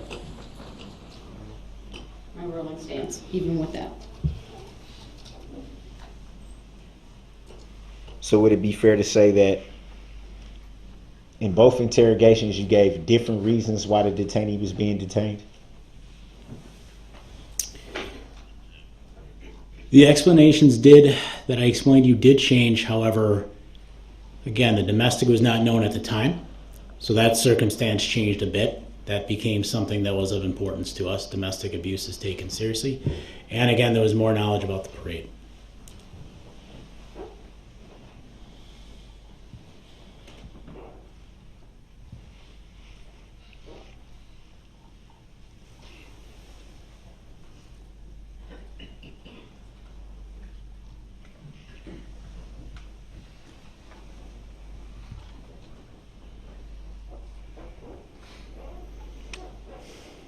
Would it be fair to say that because of the change in information between the first interrogation and the second interrogation that can be misleading? Objection calls for speculation from whose perspective? Wow. Sustained as to the form of the question.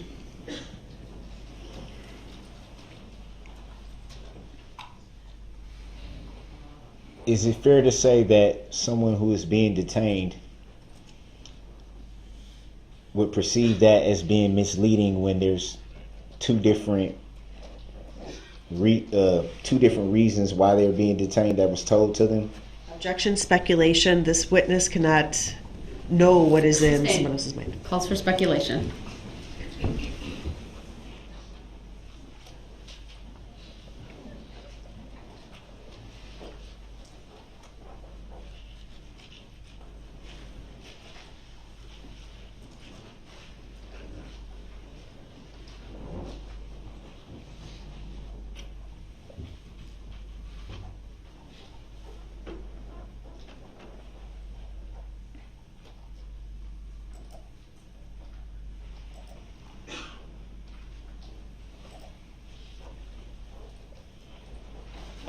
At any point in the interrogations,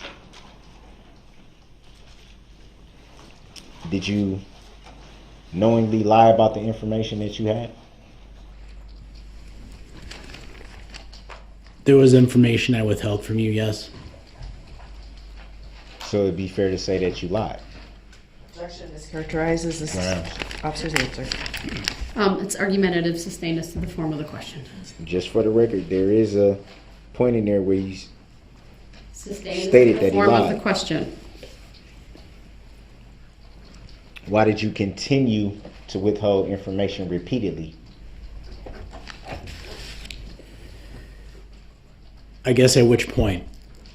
Through the whole, are we talking about in the middle of the second interrogation at this point? What Do both point are we talking about? interrogations. Do both of them. Well, there really wasn't a first one, because when I got interrogation doesn't truly begin until I'm asking you incriminating questions potentially after you've agreed to waive your rights and speak, something you didn't do on the first day.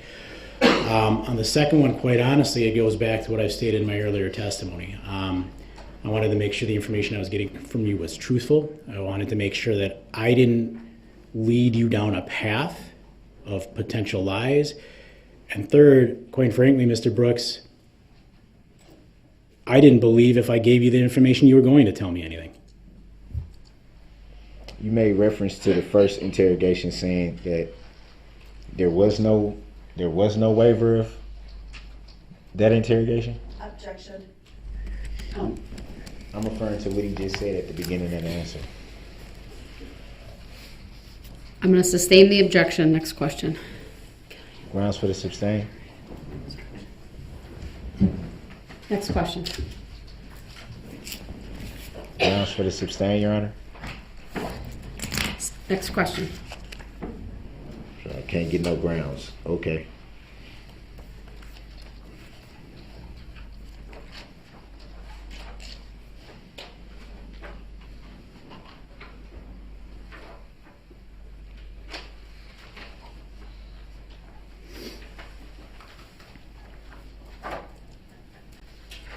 So you made reference to not being sure if you would. I'm trying to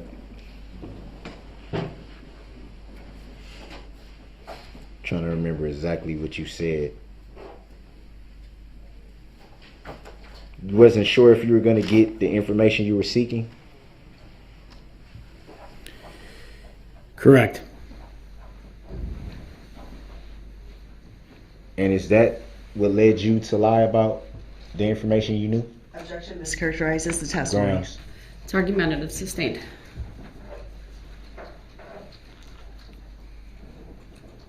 Did that lead you to not be forthright about the information you knew? Objection. Argumentative. Sustained as to the form of the question. His words were that he withheld. You may. That led you to withhold information that you had obtained?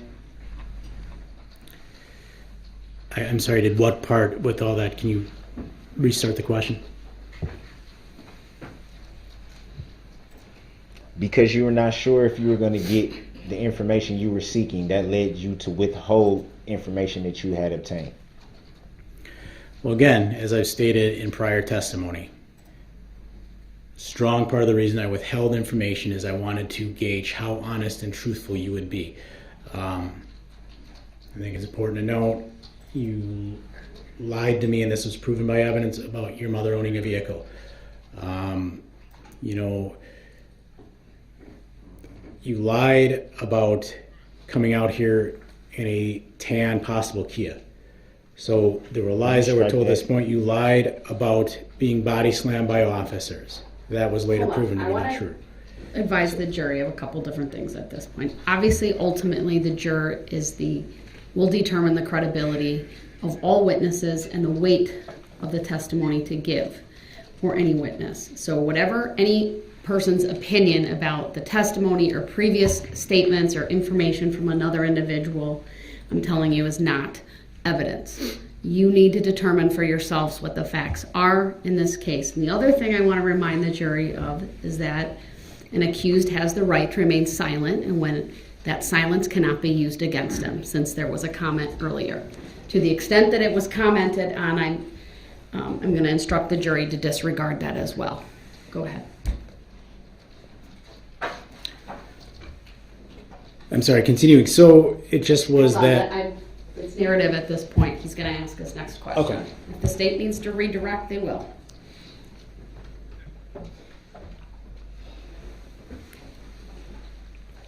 You made reference to, well, let me back up from that. Is it standard practice in your agency to withhold information in an interrogation? Yes, it can be to gauge truthfulness. And what do you mean by it can be?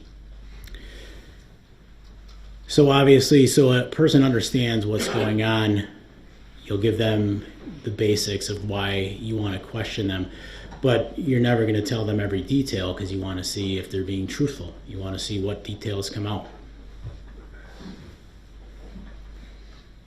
So would it be fair to say by saying that it can be means that it's not all the time used in that fashion? Oftentimes it is. Oftentimes there's information that I won't tell a suspect unless, it's something where I've actually caught the suspect in the act and we both saw the same things. But yes, typically if I want to make sure they're telling truth, if there's certain information I have, I will withhold that. I'll see if they're willing to provide that, and if not, at some point confront them with that information. You had a partner with you during both investigations, but I'm referring to the second one primarily. With that officer had used the same method if they were taking the lead in the investigation at that point? Objections, calls for speculation. Sustained is the form of the question. Would it be fair to say that the way you interrogate is your method specifically? Yes. So it'd be fair to say that that is not standard policy of your agency? Correct.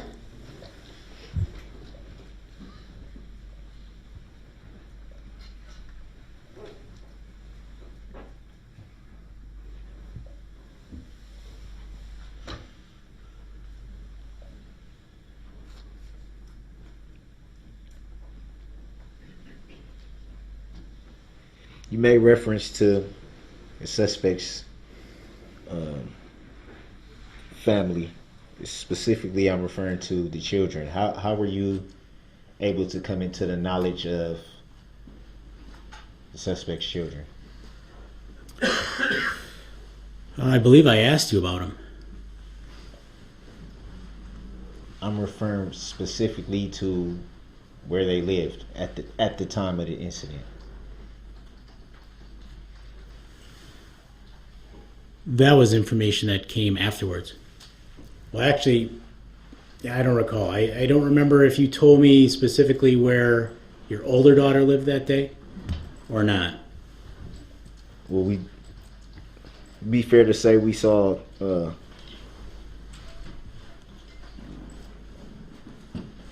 lot of the second interrogation? Would that be fair to say? Portions of it. Well, yeah, portions of it, but a lot of it. I don't know exactly how much we watched. That's really, I guess it depends on your definition of a lot. At any time, do you recall it being stated where the defendant's children lived?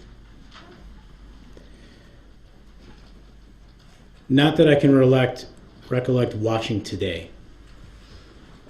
Had you seen that video before today? Yes. The second interrogation? Yes. Have you seen it in its entirety? Yes.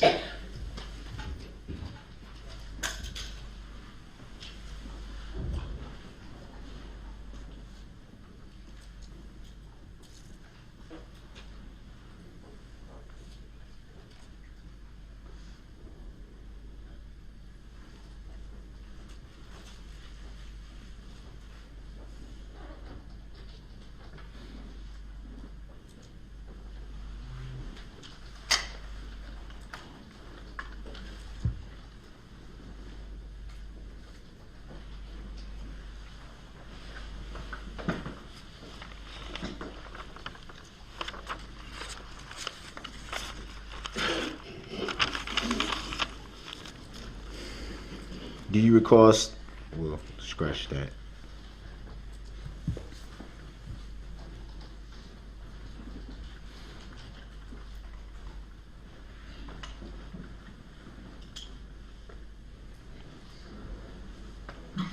In reference to the second interrogation, in reference to finding the phone, did you ever find the phone of the detainee?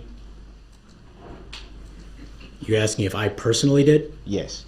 I didn't, no. Do you recall where the phone was recovered?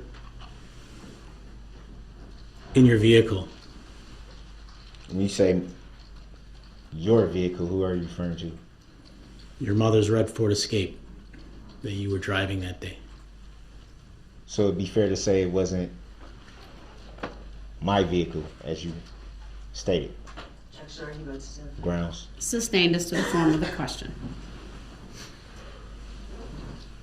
And what was obtained from that phone, if you recall? I don't recall. Do you recall asking for the code to get into the phone? Yes, sir, I do. At any time, did you learn at any time if the phone was able to be opened up? I don't know if it was or not.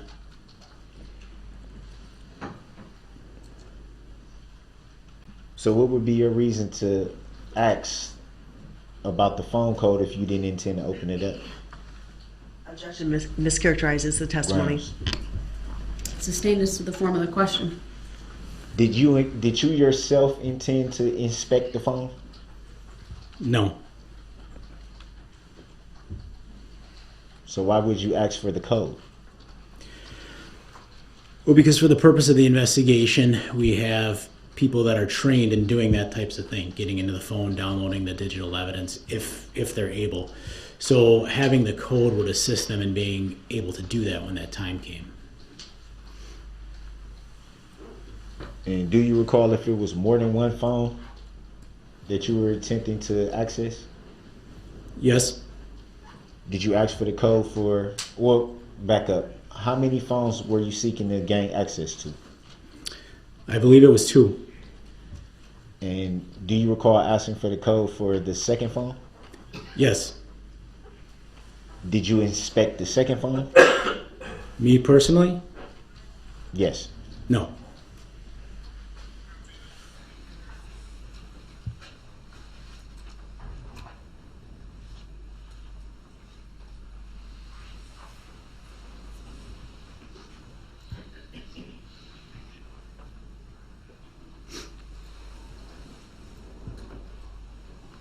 And from your recollection, what would be the significance of the phones at that point in the investigation?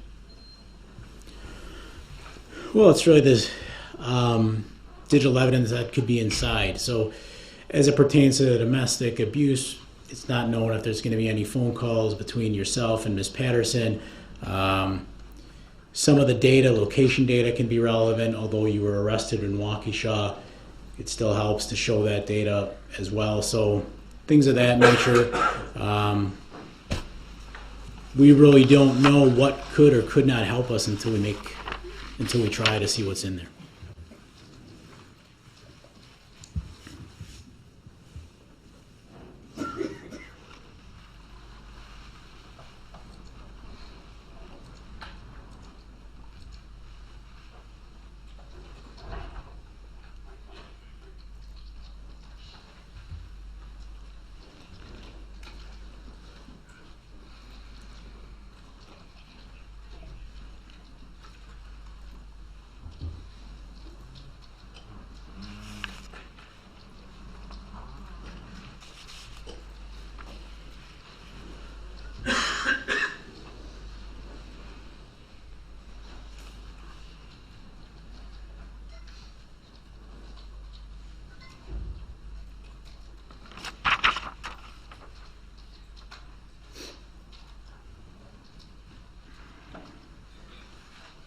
At any time during the first night that you were with the detainee and during the second day, which would primarily be the second interrogation, do you recall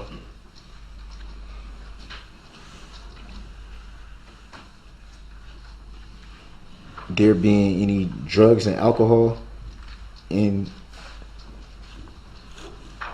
related to the detainee? As in whether you were under the influence? Yes. No, you were not. And do you know that to be fact? There were no signs of impairment that I observed. Did you smell any alcohol? No, sir. Did you smell any drugs? No, sir.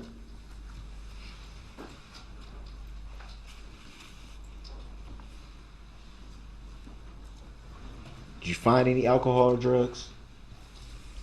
No, sir.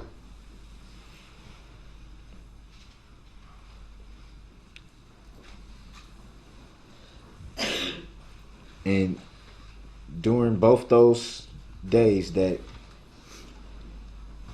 the night of the first interrogation and the time spent during the second interrogation, someone was always with you when you had contact with the detainee. Would that be fair to say? Meaning you never had interactions with the detainee just strictly by yourself. Not that I recall. So it was always you and someone else. I believe so.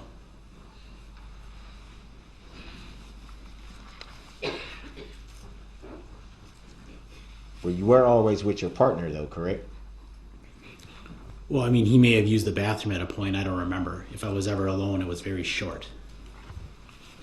But from the best of your recollection, you were just never, for a period of time, just by yourself with the detainee.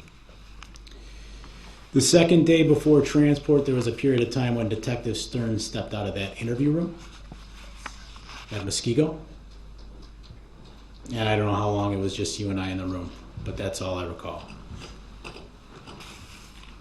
But nothing extended from your recollection. No.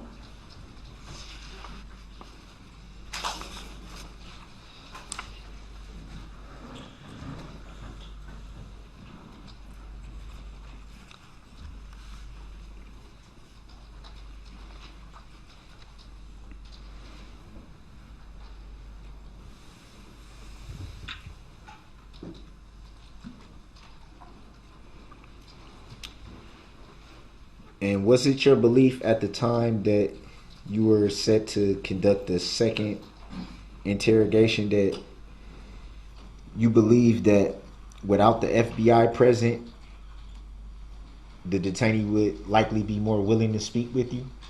Objection. Speculation. Grounds. I'm sorry, can you repeat that again? Was it your belief that the second interrogation without the FBI's presence, was it your belief that the detainee would be more likely to speak with you at that time? He may answer. Go ahead. Yes. And do you recall how you came to that determination? Yes, it was a sense of how I felt you interacted with me, the night before. As I stated with you, or stated in testimony, we had casual conversations. Part of those casual conversations were talking about sports you played, sports you enjoyed, the Packer game that day. You seemed very calm, very relaxed. How you seem right now, Mr. Brooks. And I sensed the nervousness with the FBI being present. I thought you might be comfortable talking with me, and that's why I decided to just have it me and Detective Stern. You made reference to how I seem right now would be consistent with how I seemed that first night. How would you be able to tell that just by observation? Calm, lucid, your speech is clear. You seem to be knowing what you want to ask. I understand there's been some questions that have been clarified, but you know where you are and you know what you're doing right now. Would it be fair to say that you can't say for sure how I'm feeling at this moment? Objection. Not the question that was asked, and argumentative. Sustained as to the form of the question. Would it be fair to say that at the time of that first interrogation, you weren't sure how I was feeling? I guess I can't get in your head, but you presented yourself as being very calm and very comfortable. Based on your observation? Correct.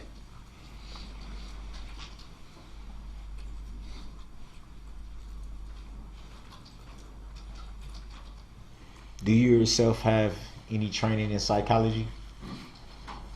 No, sir.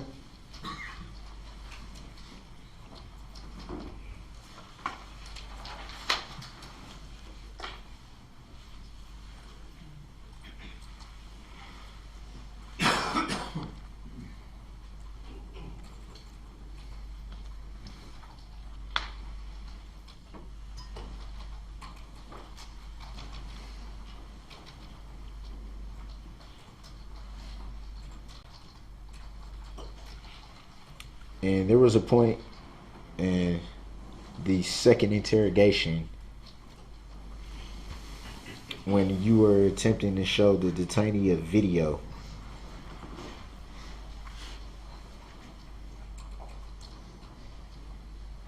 Almost as if you was forcing it in his face. What were you attempting to show the detainee? I was attempting to show you a video of when you drove your vehicle through the parade route. Any reason why you were being so forceful in trying to do that? Well, I felt it was very important for you to see the damage that was caused from the incident. And Detective Stern made the statement as well. You were asking for more information, so we attempted to show you more information. Would it be fair to say that the question of asking for more information was asked even on the first night during the first interrogation? Yes. Yes.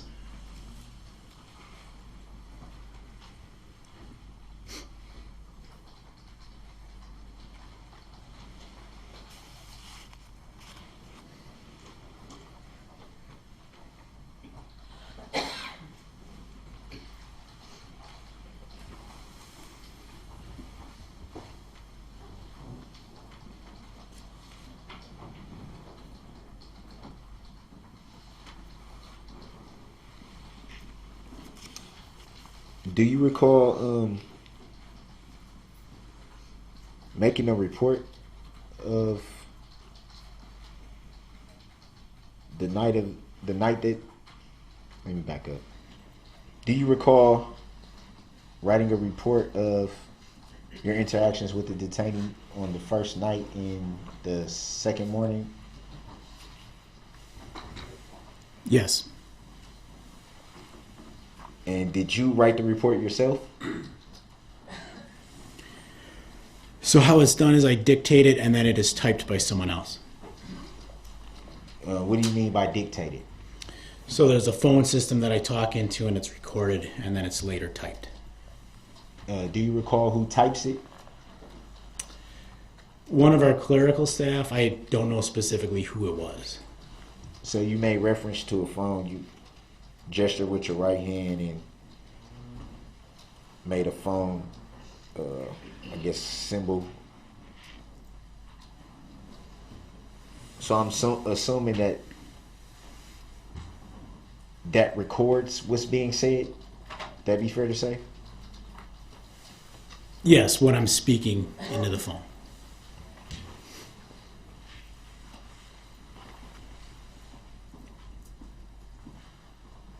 And at that time, speaking into the phone,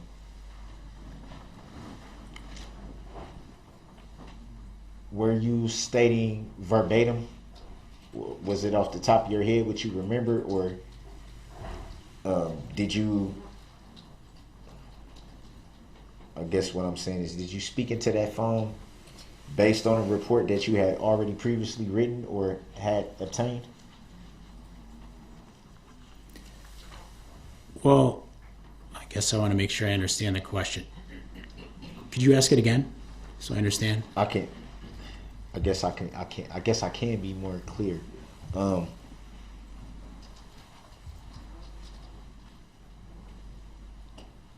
I guess what I'm trying to say is, like, by speaking into this phone, would that have been what you recalled at the time, or would it been based on a report that was already written by you or someone else? Okay. There was no prior report, so that what I speak into that phone and what is typed is my best recollection of the events at that time. That just gave me a little clarity. I knew what I was trying to say, I just couldn't.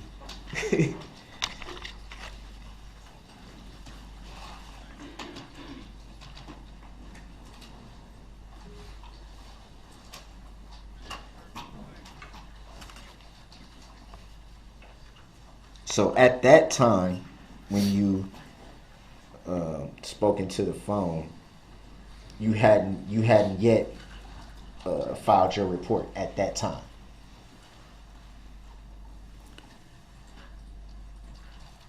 Correct. As I'm talking, I'm completing it.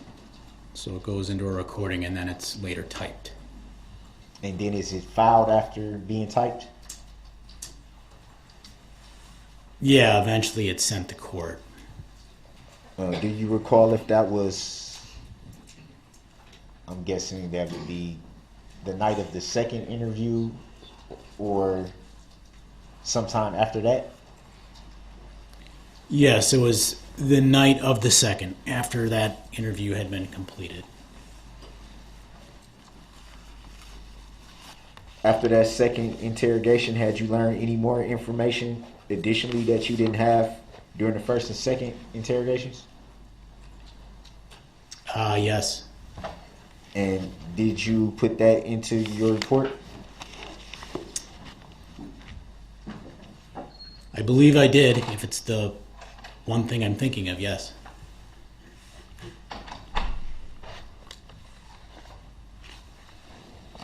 Do you recall how many reports you filed in relation to this incident? I think 4, maybe 5. Why so many? Well, you have to understand that after the second interrogation, the investigation wasn't simply complete. There were additional things that need to be done, and additional things I assisted with that led to other supplements being done. And do you recall? Well, let me back up a minute. You said 4 or 5 reports. I believe so. I don't know the exact number. Do you recall when the last one was completed? I believe in June. And would the June report contain additional information that you didn't have in November of 2021?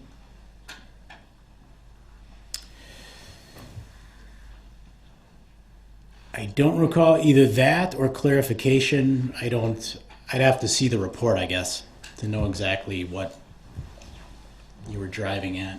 You don't recall what you reported? Not exactly.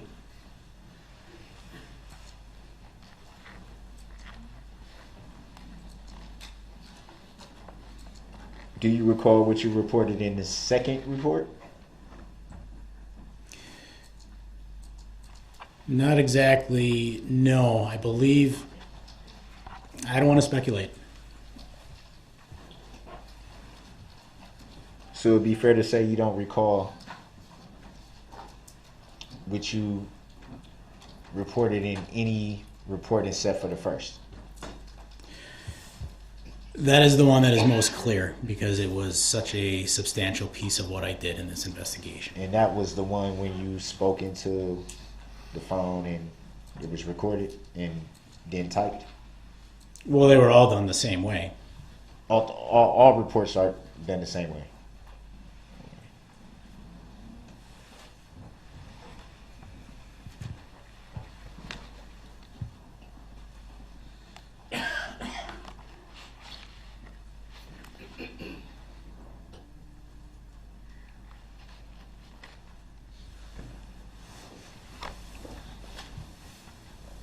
And do you recall coming to the Waukesha County Jail to serve any warrants in relation to this incident?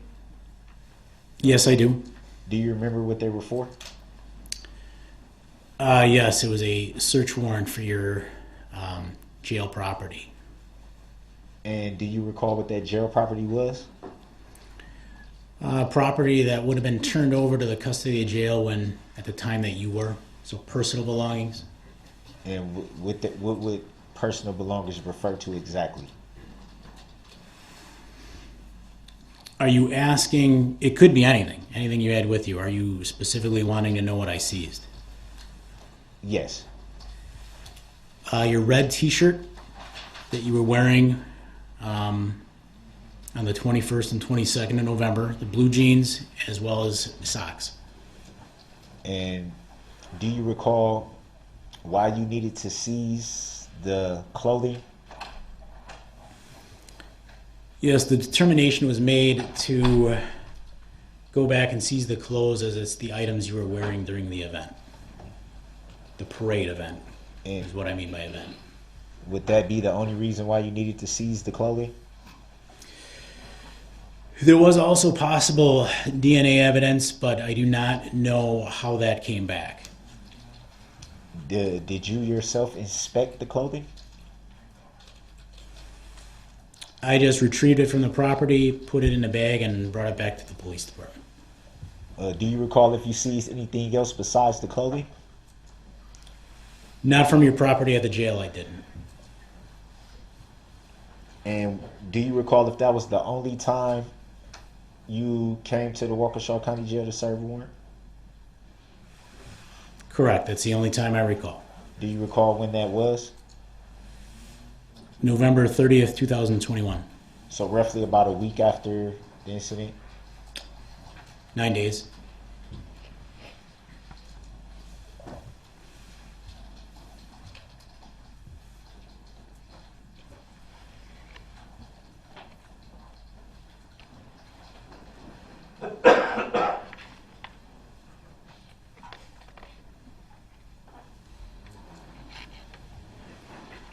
And you made reference to bringing it back to the department. Did you learn who would be inspecting the clothing? No, I believe it would have gone out to the state crime lab. Did you obtain any additional information from the state crime lab? I don't believe I've received any information from the state crime lab personally.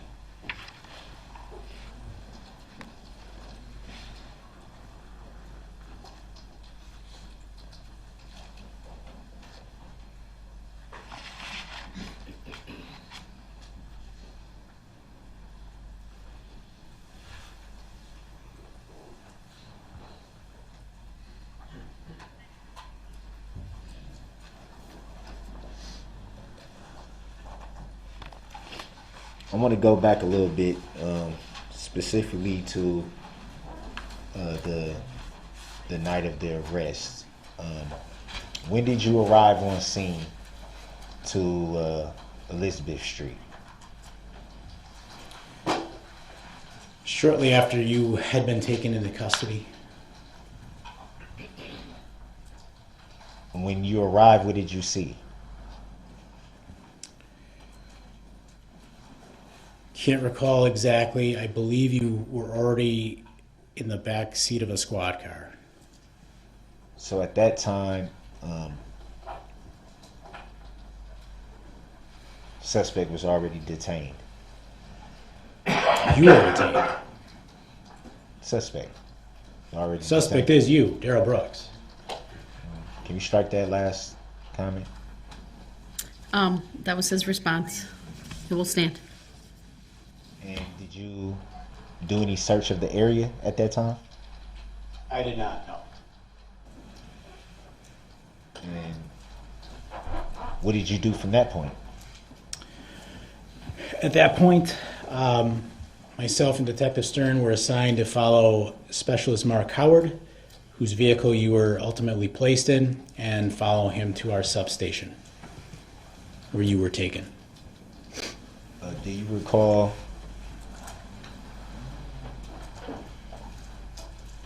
well, let me back up. Do you recall seeing a lot of different law enforcement there from different jurisdictions?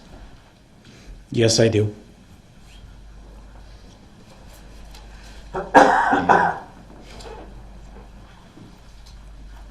What else do you recall about the scene as far as law enforcement personnel?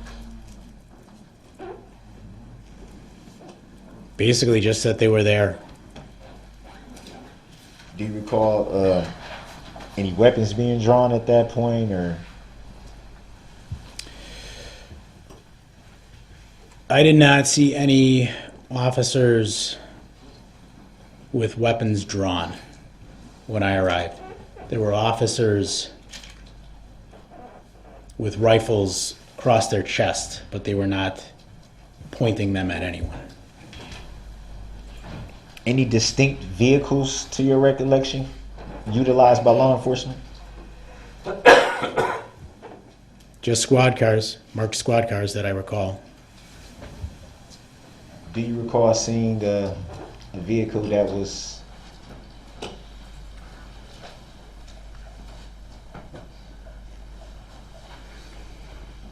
more like a ground rover type vehicle? No, sir, I don't.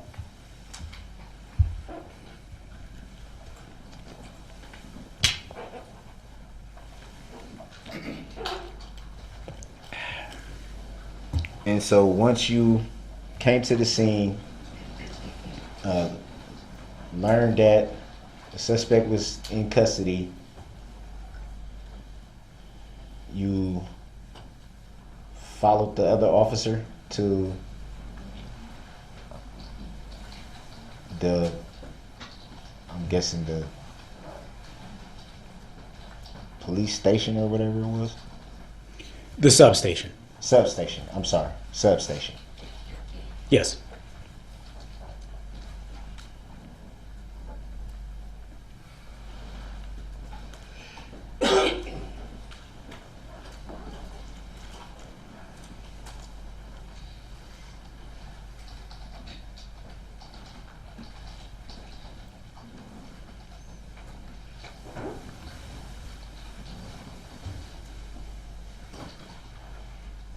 And what information did you have at that time in regards to the investigation? The information, again, was still very limited. That you'd been loitering in the area, would receive calls, and that you were identified as a possible suspect that was in the vehicle. Did you yourself receive those calls or any of those calls? You mean as in like the phone calls? Yeah, in reference to the loitering. No, those went into dispatch, and then they were broadcast over the police radio, which I heard. And did you immediately respond to that radio call? Yes, I made my way to that area. The area of Elizabeth Street. Yes, sir. Do you recall what time that was? It was right around, took place over a few minutes, 5:30, 5:35, getting a little after 5:30. And what time did you arrive to the scene? I don't know the exact time.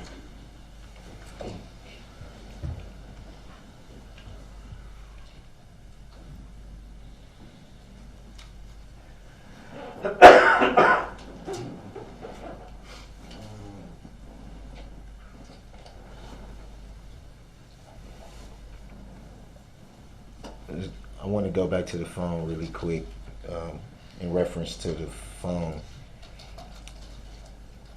In the exhibit that we were shown, you made reference to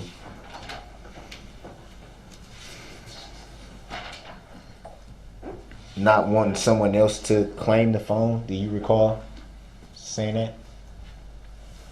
Yes. What reason would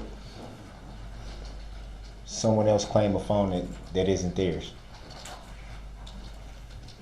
Could be their own reasons. One thing we have to do once we have possession of property, we have to make sure that we release it to the appropriate person. So that would be important. Is it fair to say that all property obtained from a detainee is sealed?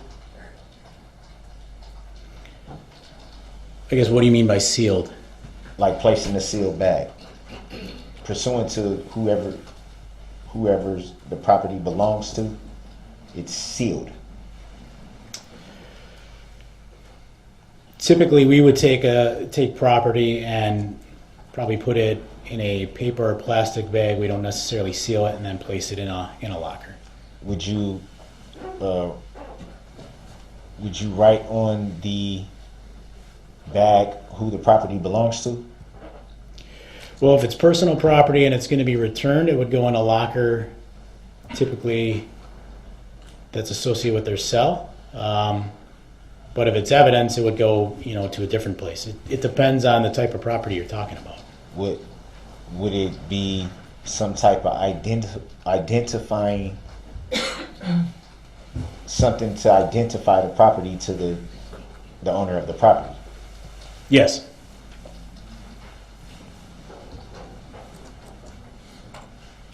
When you came to the Waukesha County Jail to serve the warrant for the clothing or personal property, as you stated it, was that property sealed? It was in a secure room. Was it sealed? Like the bag it was in? No. The bag was just wide open? I don't recall if it was wide open. They have it in a property bag that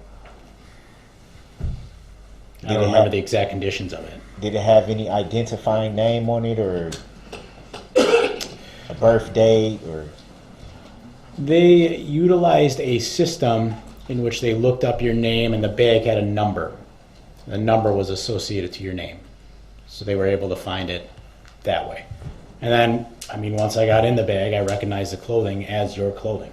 So it'd be pretty fair to say that the system that they use is pretty easy to identify what property belongs to whom. It seemed to be. To get the specifics on it, you'd have to ask them, but I mean, they looked up your name, hit a number, and your bag came right across.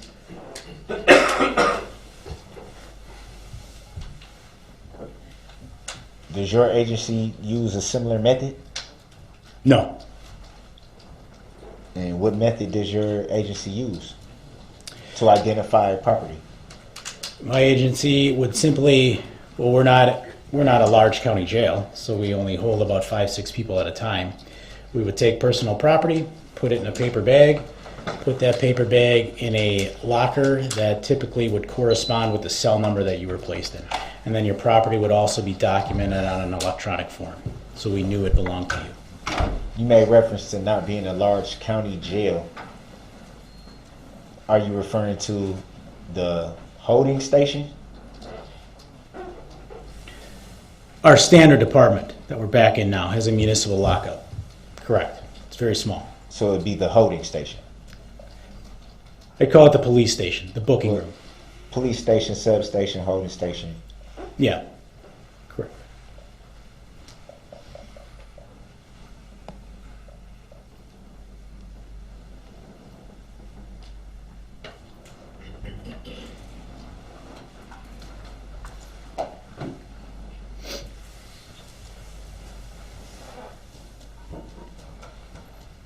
At any time during this second interrogation, were there any other law enforcement watching the interrogation from another location? Yes, there were. Can you explain why?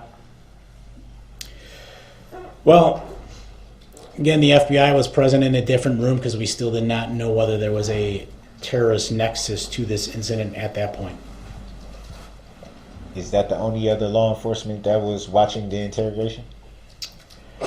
There may have been some of our own officers. I don't know how, if they were moving around the building or I don't know what they were doing. So it'd be fair to say you can't recall if they were- Correct.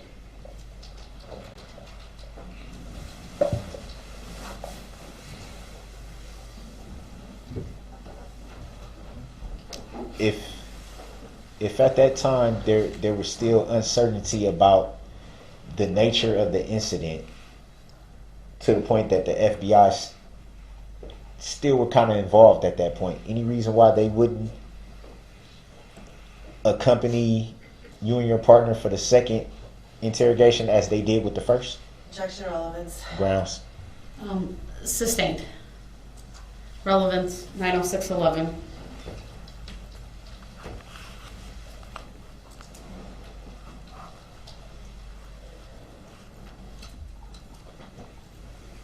Is there any reason why the FBI can induct their own interrogation? Objection. Calls for Grounds. speculation. Sustained.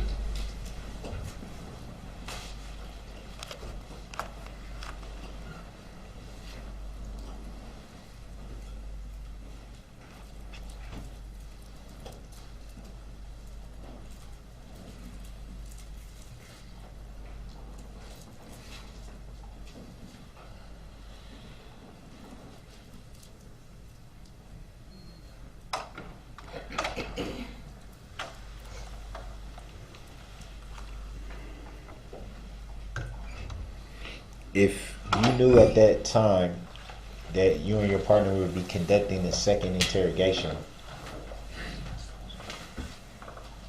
why did the FBI need to be present? Objection relevance. Grounds. Asked and answered. Next question.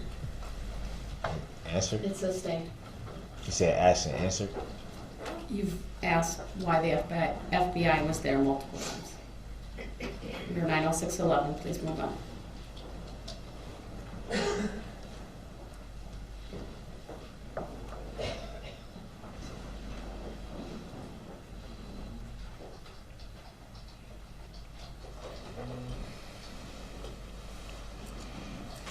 Is it standard procedure for other law enforcement to watch interrogations from another location? Objection relevance. Grounds. Overruled, you may answer.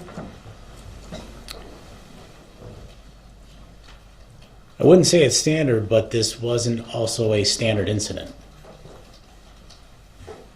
So the magnitude of the incident is what prompted the change? That's right. Do you recall who made that determination? Objection calls for Grounds. speculation of relevance. He asked, do you know? So overruled, the witness may answer. So I'm sorry, just so I understand the question correctly. Why the FBI is the question why they'd be there at all? No, that wasn't the question. What is it again? The question was pertaining to standard procedures, Okay. and I believe the question was, You asked who made the determination to allow for other agencies to observe the Right. interview or interrogation. thank you, Your Honor. You're welcome. I don't know exactly. I only know that the FBI became involved due to the terrorist concern, so that's why they were there. My question wasn't towards the FBI. It was law enforcement in general.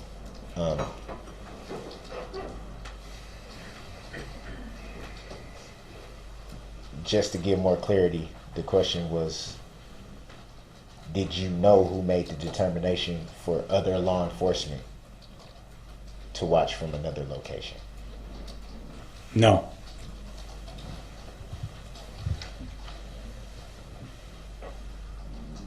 Were you at any time aware that there would be other law enforcement watching the second interrogation?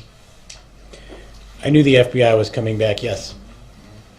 Did you know if there would be any other law enforcement outside of the FBI, like from your agency or anything like that? Were you aware that they would be watching as well? Objection relevance. Grounds. Overruled, the witness may answer. Not that I knew of. But you do recall other law enforcement outside of the FBI being present? Yeah, so we had an officer, based on you being in our custody, that had to stay in the room with you, their jail area for the night. I don't know how much of the interview that officer was or was not present for from another location. Do you recall leaving out of the interrogation room during the second interrogation? Yes. And at that time, did you speak with any other law enforcement? FBI.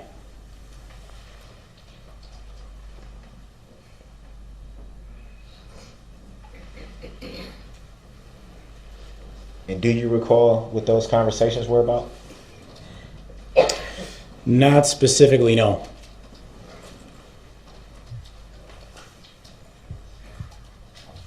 Do you recall if there was directives given by the FBI? Objection hearsay. Grounds. He asked, do you know? Not what they were. You may answer. I don't recall if they gave directives.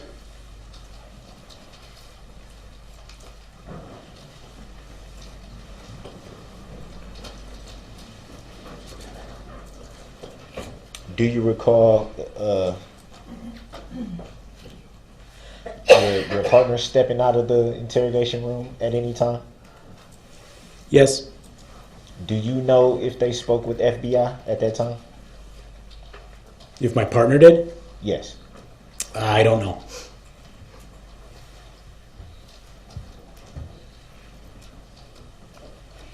At any time during the second interrogation, did the FBI leave? Not that I know of. So to your recollection, they were there the whole time? I believe so, yes.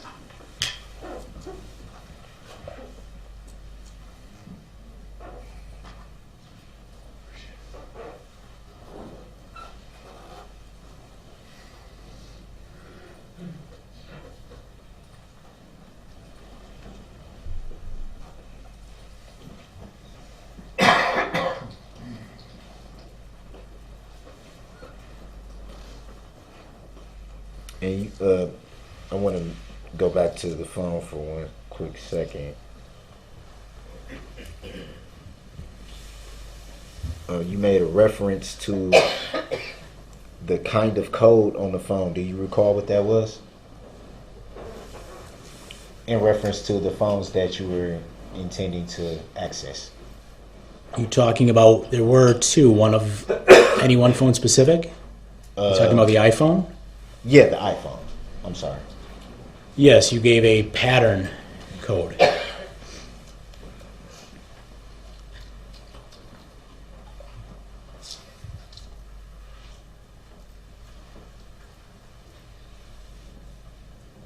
And what about the other phone? No code was ever provided that I recall.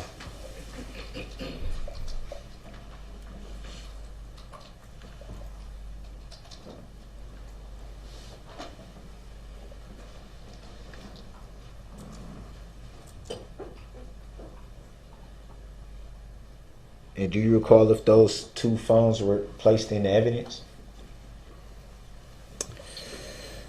Yes, they would have been. And did you place them in evidence? I did not.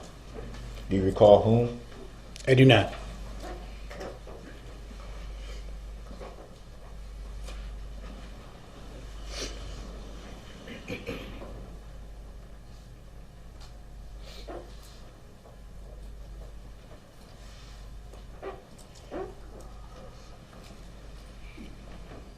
During your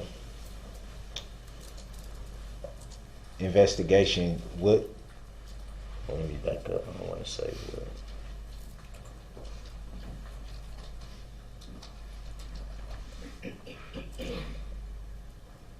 You made reference to the suspect being involved. During that initial information that you received, did you receive information that there were multiple suspects at any time? We're talking about the parade incident at this point, yes, no? The parade incident, yes. Initially, yes, so, and I've covered this in prior testimony as well, it was very chaotic early on, and there were reports of possible multiple suspects, yes.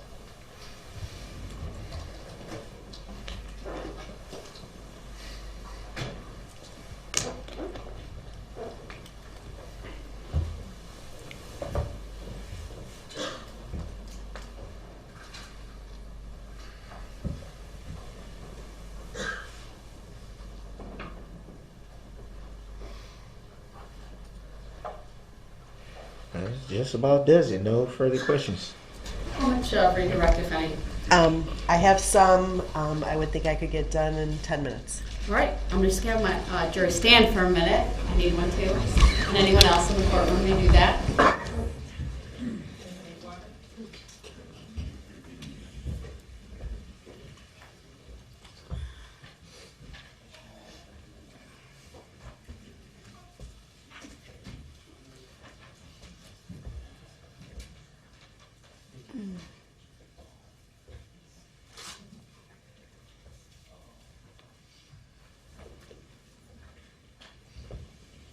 All right, thank you. Please have a seat.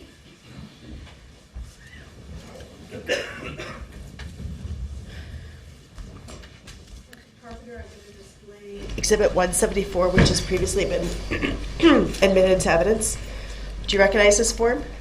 Objection, leading. Overruled, the witness may answer. It's been testified to previously. Yes, I do.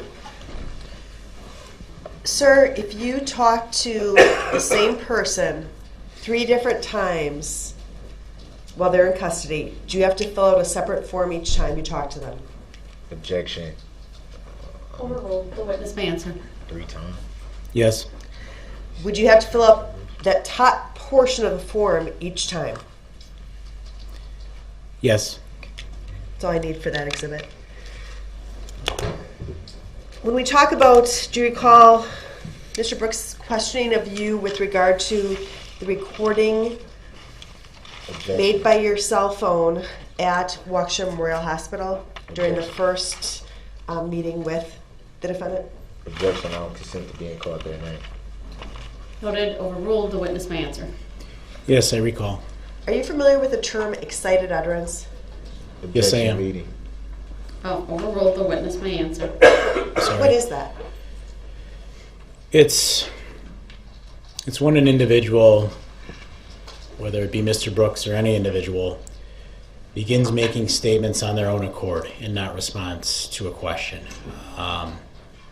Typically, an utterance may reference why they're in custody in the situation that you were either questioning them about or preparing to question them about. Is it important to capture those types of utterances on tape or recording? Objection, speculative. Overruled, the witness may answer. Yes, it is. Would that be a reason to continue recording after an interview's been ended? Objection, answered that already. Overruled, the witness may answer. It's redirect. Yes, it would.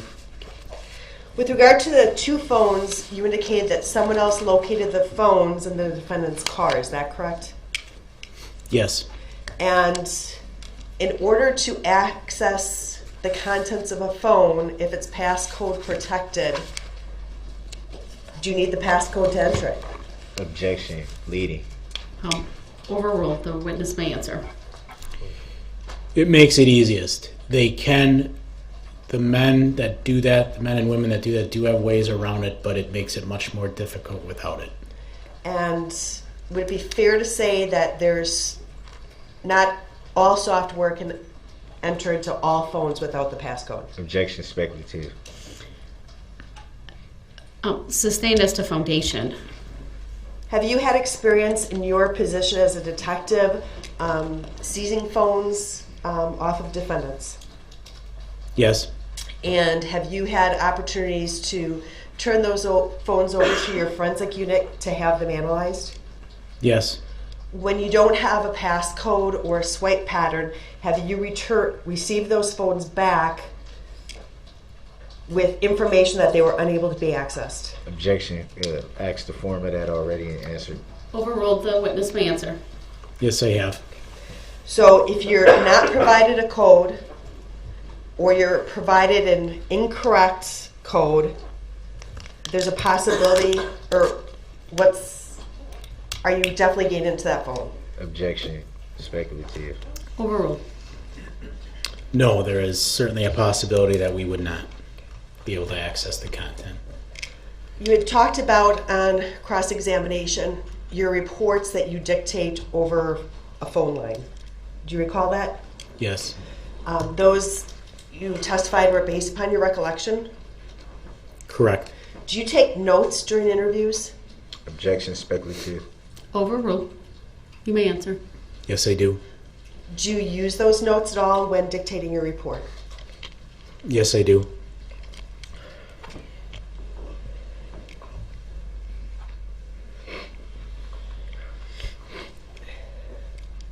The defendant asked you about multiple suspects. You having information about multiple suspects. Do you recall that line of questioning? Yes, I do. Did the defendant ever tell you that there was anyone in that car other than him driving it and possibly Erica Patterson? Objection, leading the witness. Overruled, the witness may answer. No, he did not. And finally, you've been a law enforcement officer in Waukesha County for approximately 18 years, is that correct? Yes. Who makes the charging decision when deciding what charges get issued in a criminal case? Objection, leading. Overruled, the witness may answer. The prosecuting attorney at the Waukesha County District Attorney's Office. You don't decide on the charges? No. Objection, relevancy. It's overruled. We You may answer. we can forward what we believe is appropriate, but we don't ultimately make the decision to charge. So when Mr. Brooks asked you, what am I being charged with? Did you have any ability to tell him that? Objection, I don't consent to being called that name. Noted, overruled. You may answer the question. No, ma'am, not with 100% certainty, no. Nothing further, thank you. All right, thank you. Detective, you may step down.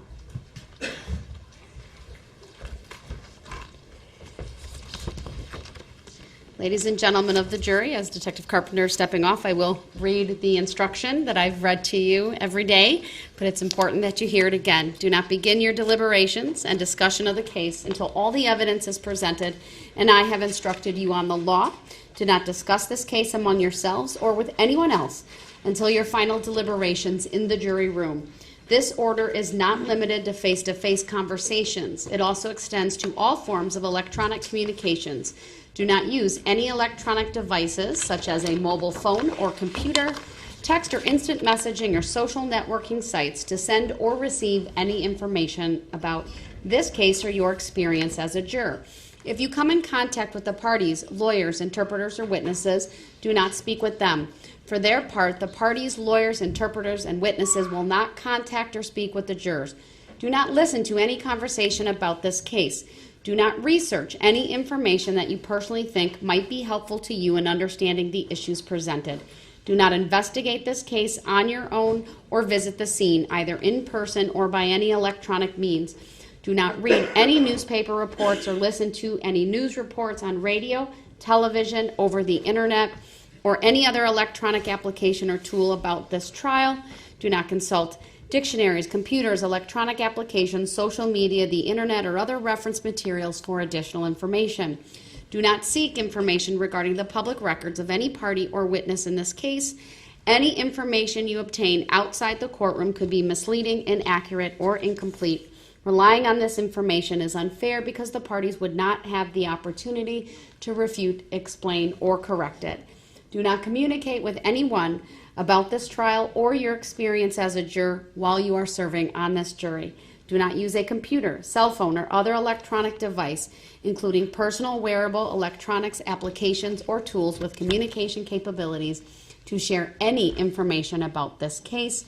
For example, do not communicate by telephone, blog post, email, text message, instant message, social media post, or in any other way on or off the computer. Do not permit anyone to communicate with you about this matter, either in person, electronically, or by any other means. If anyone does so, despite you telling them not to, you should report that to me. I appreciate that it is tempting when you go home in the evening to discuss this case with another member of your household, but you may not do so. This case must be decided by you, the jurors, based on the evidence presented in the courtroom. People not serving on this jury have not heard the evidence, and it is improper for them to influence your deliberations and decision in this case. After the trial is completed, you are free to communicate with anyone in any manner. These rules are intended to assure that jurors remain impartial throughout the trial. If any juror has reason to believe that another juror has violated these rules, you should report that to me. If jurors do not comply with these rules, it could result in a new trial involving additional time and significant expense to the parties and the taxpayers. You are to decide the case solely on the evidence offered and received at trial. And while I still have you here, I neglected to tell you one thing about an exhibit that was received. Exhibit 81 has been received by the court. With that, you are excused. Thank you, everyone. 82. Boy, it's been a long day, but okay. 82. Thank you.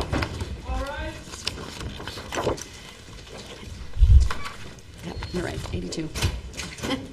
Had 81 in the brain.